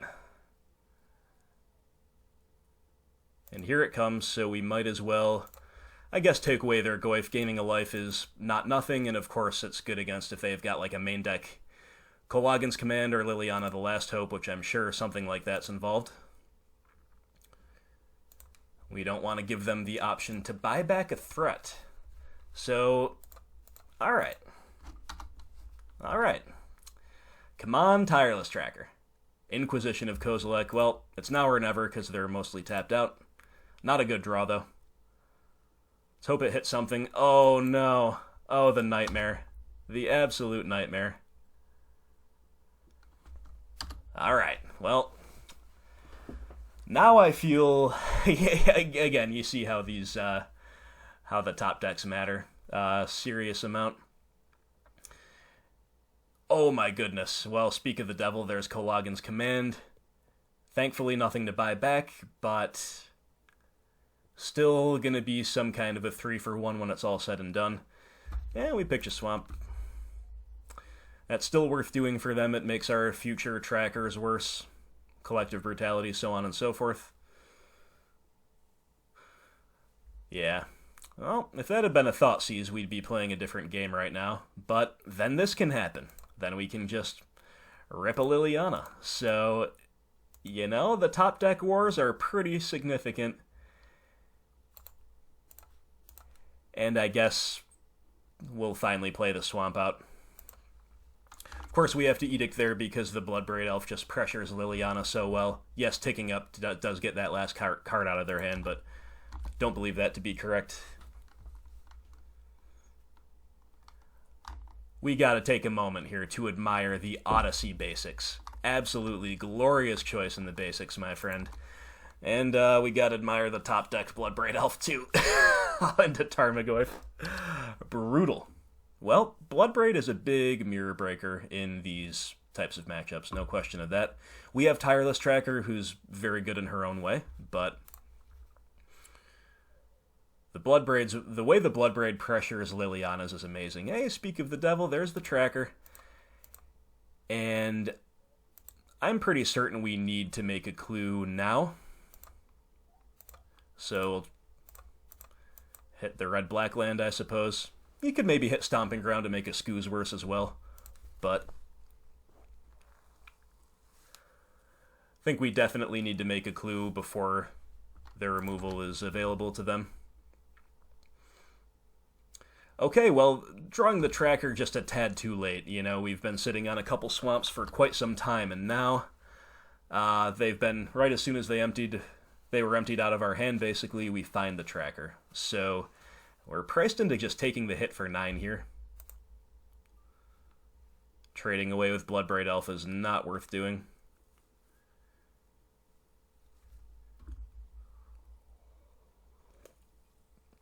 Be really nice, of course, to find fetch land into, like, Fatal Push for Goyf. We can... Oh, oof. Any removal is bad. You know, Maelstrom... Okay, we draw a Pulse of our own. Sure, sure. Is it even worth cracking the clue here? I think it is, in case we draw basically exactly discard or Fatal Push. But it is worse against the opposing discard. Okay. You know, drawing a creature land is a pretty good reward for cracking a clue as well. Alright, well, this game is definitely interesting. There's no doubt of that. We are behind, but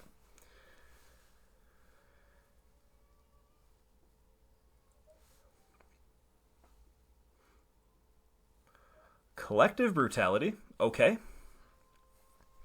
We're definitely just going to kill a Bloodbraid Elf with that.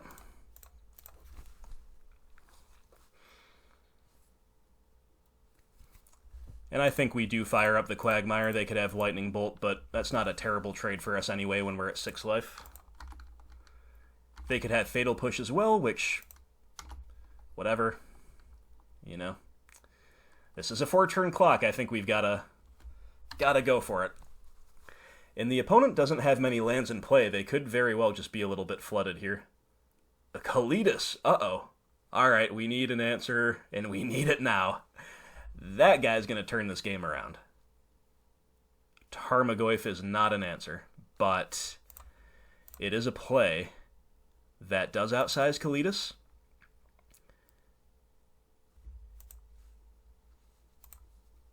And I think we have to pass here, because if they just have a kill spell and they successfully connect for 3, that's a disaster. Like if they kill the Goyf. Also, if I was going to attack, I should have, of course, done it before I played the Goyf, but I don't think I'm supposed to. Oh, no. Okay, Dark Confidant. Really looked like a trophy or a decay. It really did. Alright, so we need kill spells for both of these things now. But maybe more for Kalitas than Bob, because, hey, Bob triggers could kill the opponent. Alright, well, we get Lily the Last Hope, who's pretty good. For sure.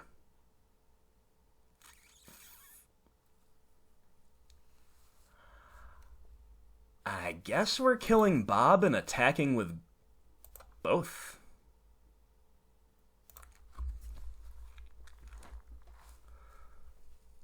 Right?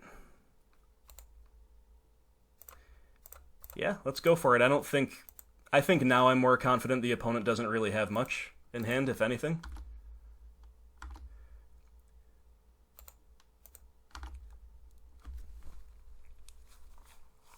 That was a great top deck. Like I said, it all comes down to the top decks.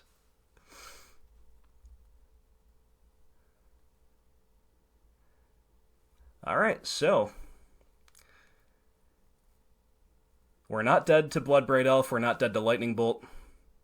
Liliana of the Veil, what a draw. Man, okay, so I'm usually hating on the BGX mirrors, but this has been a really intense one. This one's been pretty cool. Not gonna lie. But the ability to buy something back next turn is going to be huge. Opponent attacks us. Probably correct. Thoughtseize is an awful draw, so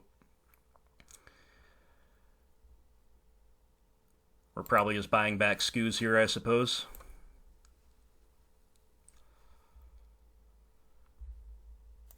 Yep. We can only become a 4/4, but that should be pretty sweet. Let's just eat some of their 4-drops, I guess.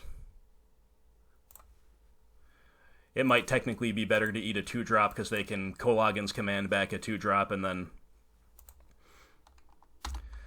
play it that turn, but shouldn't matter. Treetop Village for the opponent. Lily of the Veil will tick up. There goes our Dead Thoughtseize, and there goes their Dead Thoughtseize. Alrighty. Treetop Village is a little scary. If we draw removal, they're dead.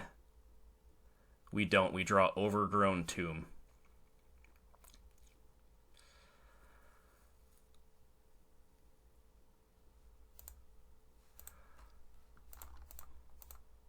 I think we have to cash in our Lily this turn. Like, normally in mid-range mirrors, it's really nice to keep her around as long as possible, but the life totals are so low that that's pretty much what we're doing.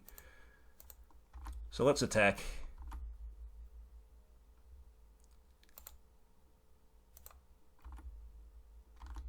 Attack the opponent, force the chump with a zombie.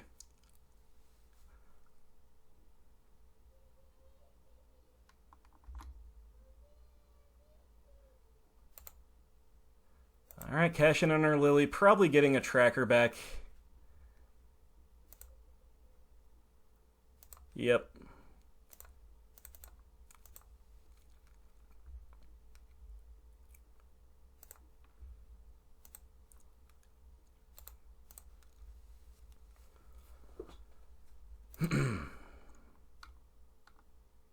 And we'll pass.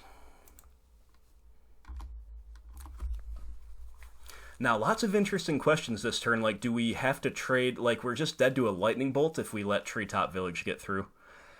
So what do we do here? Now, we're not dead to a Lightning Bolt if we keep Scoos around, so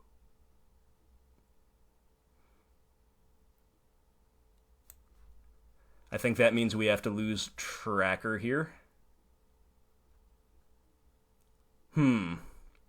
Maybe I should have eaten a creature first.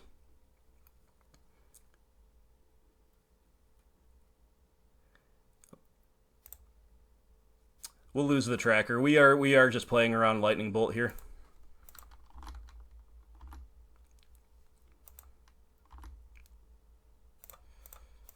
Alright. I mean, who knows what was correct there. It, again, probably doesn't matter.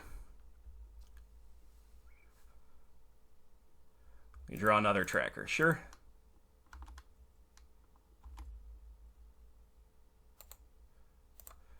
Any body is basically good right now. A removal spell would have been better, because that just lets us finally get through for lethal, but that's not to be, and that is okay.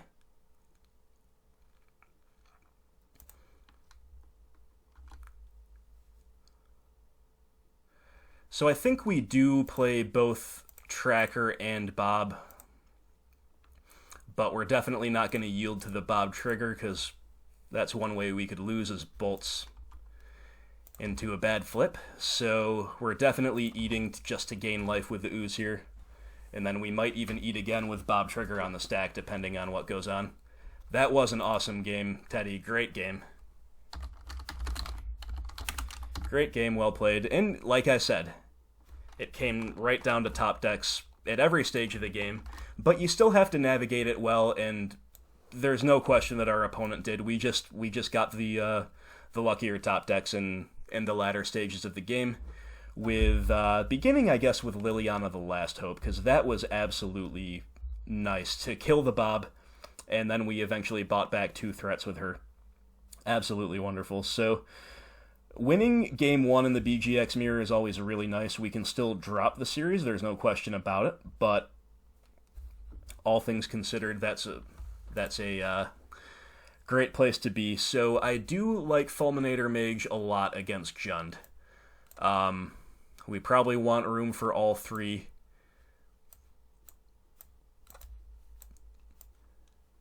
Damnation, Triumph. Deathmark and Spellbomb are both decent. I think Deathmark is a little bit better on the draw than the play if we're kind of cramped for slots, if you will, but let's go ahead and cut all forms of discard, including Collective Brutality. We also cut a land in these mid-range mirrors, and against Jund, I think it's safe enough to cut a forest. They probably just play like 2 trophies or something, not anything that wildly taxes our base. These 4 cards of Slam Dunks, Pulse, EE, Damnation, Triumph are all great. We're going to bring in at least 2 Fulminator Mages, and then I guess definitely the Deathmark on the draw. We can cut a Liliana of the Veil on the draw as well, actually, so why don't we play 1 Spellbomb and all 3 Fulminator? Spellbomb is not strictly necessary. If you don't have enough cards to bring out for it, don't force it in. But I do like it to some degree in these BGX mirrors. You know, playing around with the size of Tarmogoyfs and Scoozes is one reason. Being able to, like, end step, crack it, untap, take your draw step, try to overload them at certain stages is another reason. Opponent has to take a mulligan again. That's great for us. We'll keep. We obviously have a clunky hand, but on the draw, this is a fine keep. We just need to hit our lands.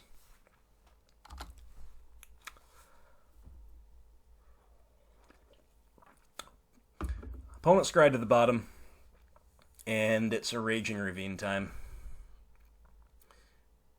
Still no land for us. That's alright. We'll hit it. Verdant Catacombs, pass. I think, like, among our best draws there would have been Treetop Village, because I love being able to pressure the Lily when we're on the draw if they have the turn 3 Liliana, right? But alright, so I guess we're not fetching yet. We just don't want to thin out our deck. Alright, rewarded. So the Scooz Clock is not that scary. I think I'm going to not play into a Liliana, and I'm just going to play out this land and pass. Maybe I should be making them have the Liliana because I'm ahead on resources, right? But I just don't have any great way to answer back. And I'm happier to just spend my turn pulsing the Lily if she just, like, if it just is a 2-for-2 when all said and done, which it would be if she is played now and ticks up, rather than the 2-for-1 if she edicts me. Alright, so now end step, I'm pretty happy to just go get both Overgrown Tombs out of my deck and slam a Fulminator Mage. Depending, of course, on what we draw. We draw a Trophy, that's fine. It's not very mana efficient, though. Also kind of works at odds with our Fulminator, so we're just going to play Fulmi here, and we're not going to Stone Rain. Yes, that takes them off of Bloodbraid mana for a turn, but I think it's better to just make life awkward for their Scooz, for a potential Liliana, so on and so forth. This is why it's so good in these mid-range mirrors, right? Is because you can't necessarily cleanly answer it. Now, in some circumstances, it's just a Grey Ogre that is just wildly outclassed by a lot of the things that are going on. That's true, but in a situation like this, you know, early game, play or draw, Fulminator on curve is a really spicy little curveball to throw into these mid-range mirrors, and it sure looks like Teddy's got the Bloodbraid, so it's not great, but yeah, Fulminator trades with that too, I guess. We could also just hope we top deck a land for Damnation, especially if they cascade into a creature.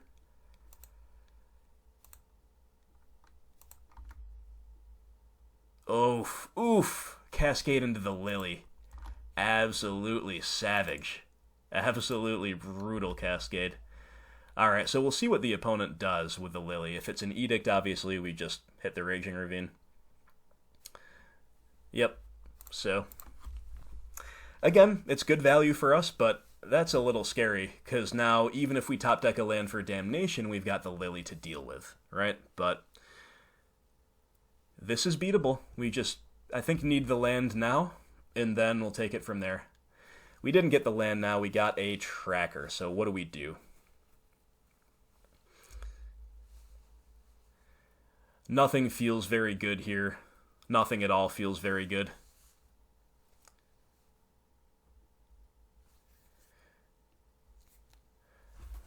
Like, if we spend... I think we actually just play a creature, because if they have removal for it, then we're just even more all in on Damnation, and I guess that's fine.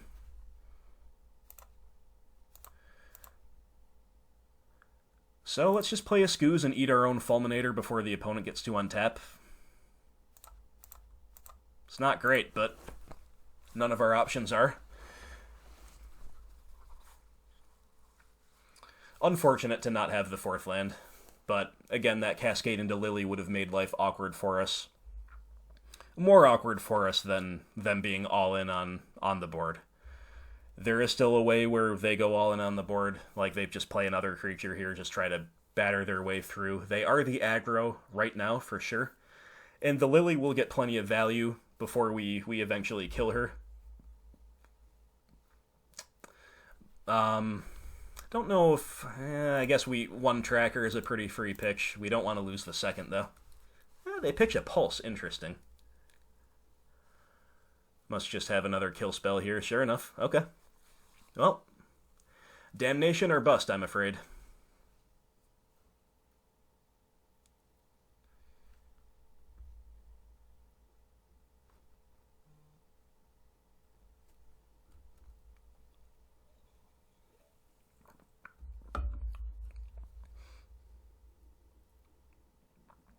Yep, we get the land for Damnation, then we can untap Pulse. Oof.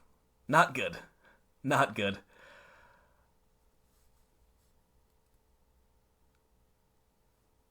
Yeah, we are...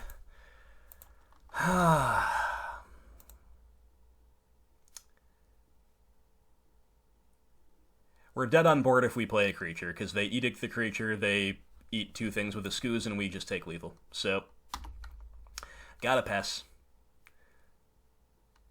We could decay the Liliana, I guess. Nah, we're still just dead on board. Yep, so we've got to save this decay for Scooze. And I don't know what we're pitching here. Maybe Tarmogoyf this time?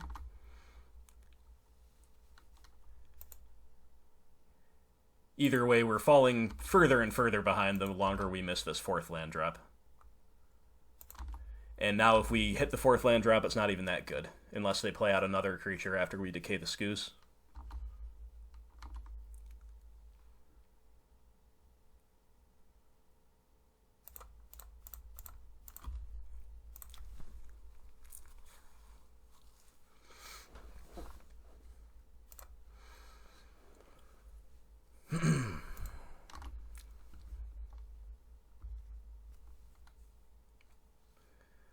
You know, the Lily tick-up might not be the most free for them.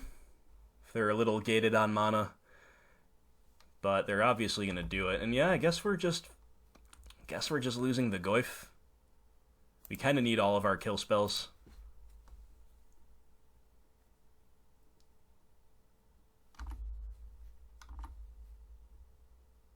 Scooze.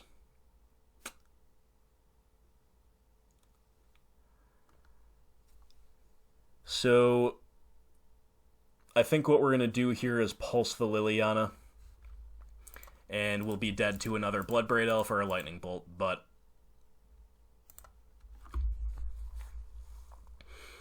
we've got to hope that the opponent doesn't have that, and that, you know, maybe they have another couple of creatures to play to the board, we finally Damnation, then we stabilize with Ooze. Kolagin's Command, we're dead to that too. That's what this is, I'm sure. Okay. Good game, well played.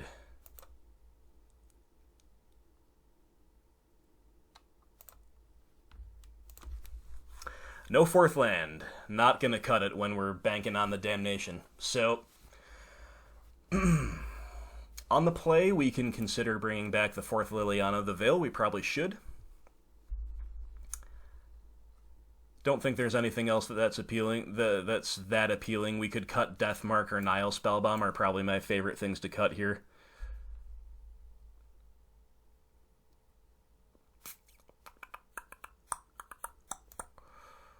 We'll just cut the Spellbomb. We'll just play our straight up answers. We're less likely to be on the receiving end of the Liliana battering here on the play. Alright, so we're playing for the 4-1. We won't be terribly sad if we lose, because it's our buddy Teddy, and it's a BGX deck as well, so that said, we still really want the win here, and once again, the strong keep with only 2 lands, but keep it is. We hit the 3rd land last time. Let's do it again. All we need is a 3rd land of any kind, and we are really in business with Liliana and Double Fulminator and Maelstrom Pulse and Fatal Pushes. All that good stuff. Oh man, okay, it's coming down to the top deck, and now it can't be a tapped land either. And no 2-drop as well. So no Bob, no Goyf, no Skoos, no 3rd land yet. I'm not calling this a disaster until we break next turn, but oh boy, this is not where we want to be on the play, I don't think. Okay, Dark Confidant, sure. So if I knew I had the 3rd land, I'd just untap, but I think we've got to push here in case we don't hit it. And even if we do hit it, we can just play Fulminator. Come on, 3rd land. Well, this was another reason, is if we draw a 2-drop of our own. The problem is this really needed to come last turn. It really, really needed you last turn, Bob, because now they could have their own Liliana. Either one is a disaster. Either one is an utter and absolute disaster. So we're just fingers crossed here, nothing we can do at all besides just hope. We're totally at the mercy of our opponent. And, you know, even if they don't have Lily, they probably got a kill spell. Maybe it's Assassin's Trophy. It's Abrupt Decay. Alright, well, opponent's on a 2-lander as well. There's our 3rd land. I think we're going to go on the Fulminator plan because they are only on 2 lands. They've got a nice, juicy, overgrown tomb to target. I think that's correct. We can go on the Liliana plan at our leisure now because the opponent needs to hit 2 lands to really compete with the high-value stuff. Ooh, okay. We're pretty rewarded, so the big question here is, do we play the Bob or the Lily? Let's go for the Bob. We don't really want to discard anything in our hand, so we'll just go for the Bob. The opponent has resources to spare. They have a full grip. And they need to have exactly Fatal Push here, which, okay, they do. That's not that unusual, not that unexpected, but we made them have it.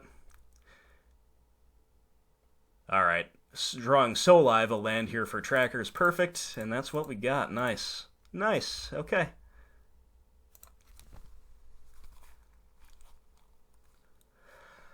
Alright, well, things are looking good, but the opponent's got a massive resource advantage. You know, they hit their 2nd land, they answer the tracker, then things get interesting. But if they don't, ooh, they don't. Cleanup stage, unfortunate. Okay, let's crack a clue. We're just looking for more lands. Then we can still play Goyf even if we don't find one. Deathmark, yeah, not the greatest in this spot, but sure. I won't complain, because I'm the one who's hit the land drops, and the opponent has not. Maybe they got another Fatal Push here for Goyf. That's fine if... Yep, they do. Sure. Okay, there's the land. So let's see what happens here. If it's only a creature, we are still absolutely in glorious shape. If it's an Abrupt Decay or a Trophy, okay, it's only a creature, wonderful. We can do whatever we want. Now, we got another land on top of it. Cool. So, I think the highest... I mean, cracking a clue is really good here, too. It might be the highest upside line to just Deathmark and Fulminator, though. Oh, cancel. Cancel. It only hits the, only hits the green stuff. So, yeah, we'll crack another clue. And then we're probably just going to play Liliana here. But maybe we'll draw Lily the Last Hope. Nope, Lily of the Veil will have to suffice. Obviously really good.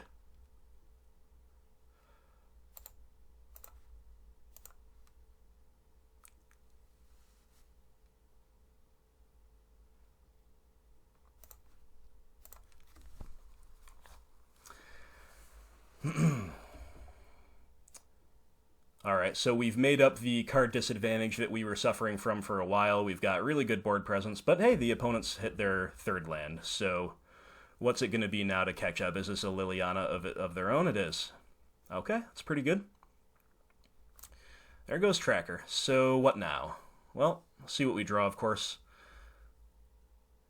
Damnation. Don't know how excited I am about that.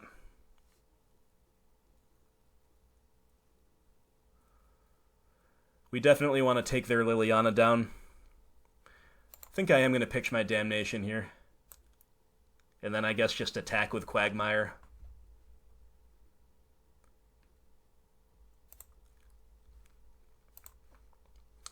Alternatively, we can get a board presence going with Skoos plus Pulse or Deathmark. But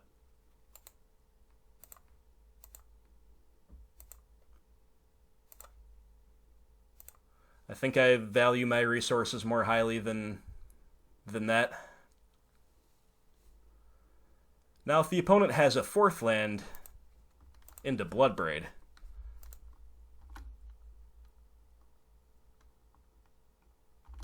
then things get really tough. And there's actually probably an argument for just attacking the opponent's life total, but, you know, I'm not Jund. I don't have the reach. I don't have the haste. I'm just going to get rid of the Liliana.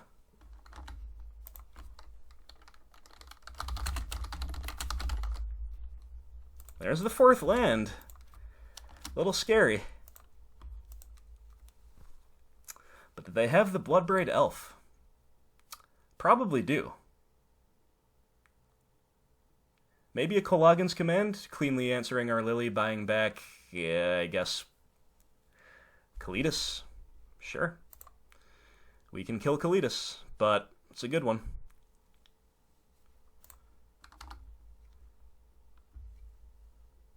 Alright, Marsh Flats, huh?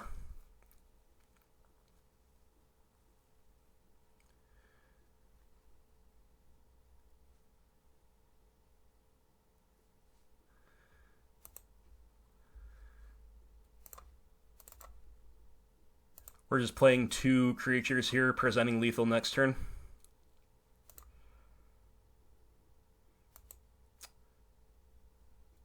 Unfortunately, we cannot get forest with this, so I guess we are just shocking.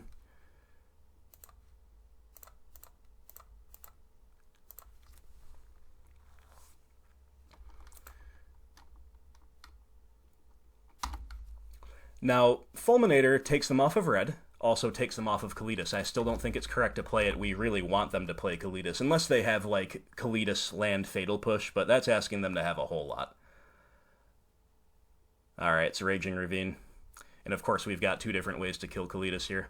So hopefully Teddy's just tapping out for the Kalitas here. Looks like that might be the case. Or maybe it's another, well, is it another Liliana? And another Liliana is a major reason to just play the Fulminator and not crack it, right? Pulsing the Ooze. Sure, it's pretty good. We will just eat a threat out of their yard, I suppose. Gain a life. Alright, so now I'm really glad that I didn't use the Fulminator last turn, because they still would have played Ravine and pulsed us just the same. Trophy's a fine draw.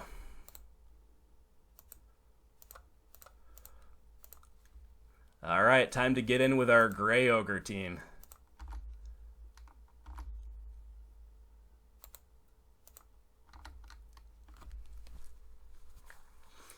And Trophy is pretty nice because now, you know, we can end step it if we want, or we can use it at instant speed next turn if they're leaning on their Raging Ravine to block.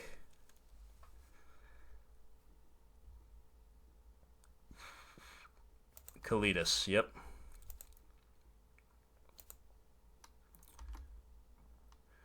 So I think, so if we Deathmark, we'll still have the ability to send in 2 creatures, so I don't think we give them another mana with Trophy here. I think we just untap Deathmark and then swing for the win. I've got to remember that Deathmark doesn't kill black creatures, but that's still fine. This is still just as good. We'll just pulse it away.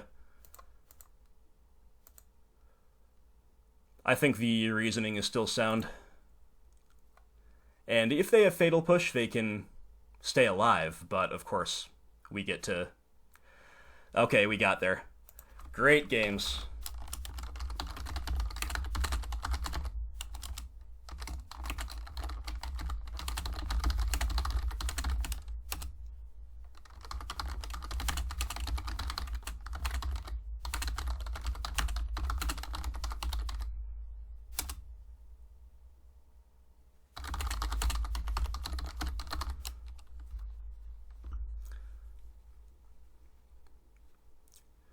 All right, so there's our 4-1.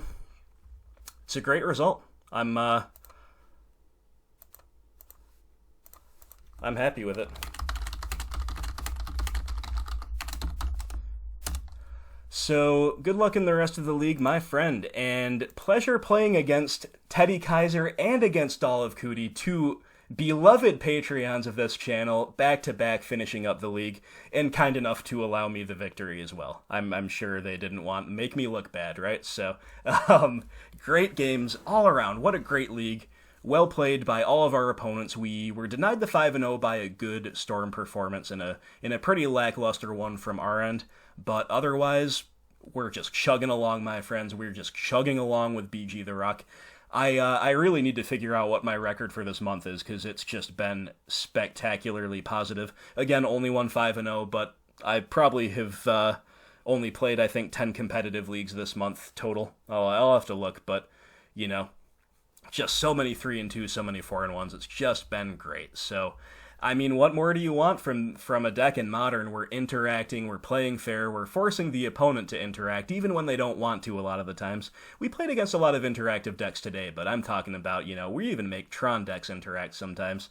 You know, decks that have no intention of interacting come across us and they're like, oh, well, I guess I've got to get a little grindier. I guess I've got to bring in my interaction from the sideboard, and that just means we're the good guys of Modern. So we get to keep Modern honest, and we get to get great results while doing it. We get to play with really cool cards. We get to play with a deck that incentivizes lots of decision-making and some careful lines. And speaking of those, my friends, I'm sure you have some feedback for me about the decisions I took here.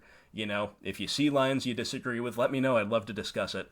If you want to talk about sideboarding protocols that you saw, other ideas you might have, lay it on me, as always. You know I love to hear the feedback. So that was absolutely awesome to run into 2 friends in the competitive league. Good to see those guys out there getting it done in the comp leagues as well, playing well, and questing for glory right alongside myself.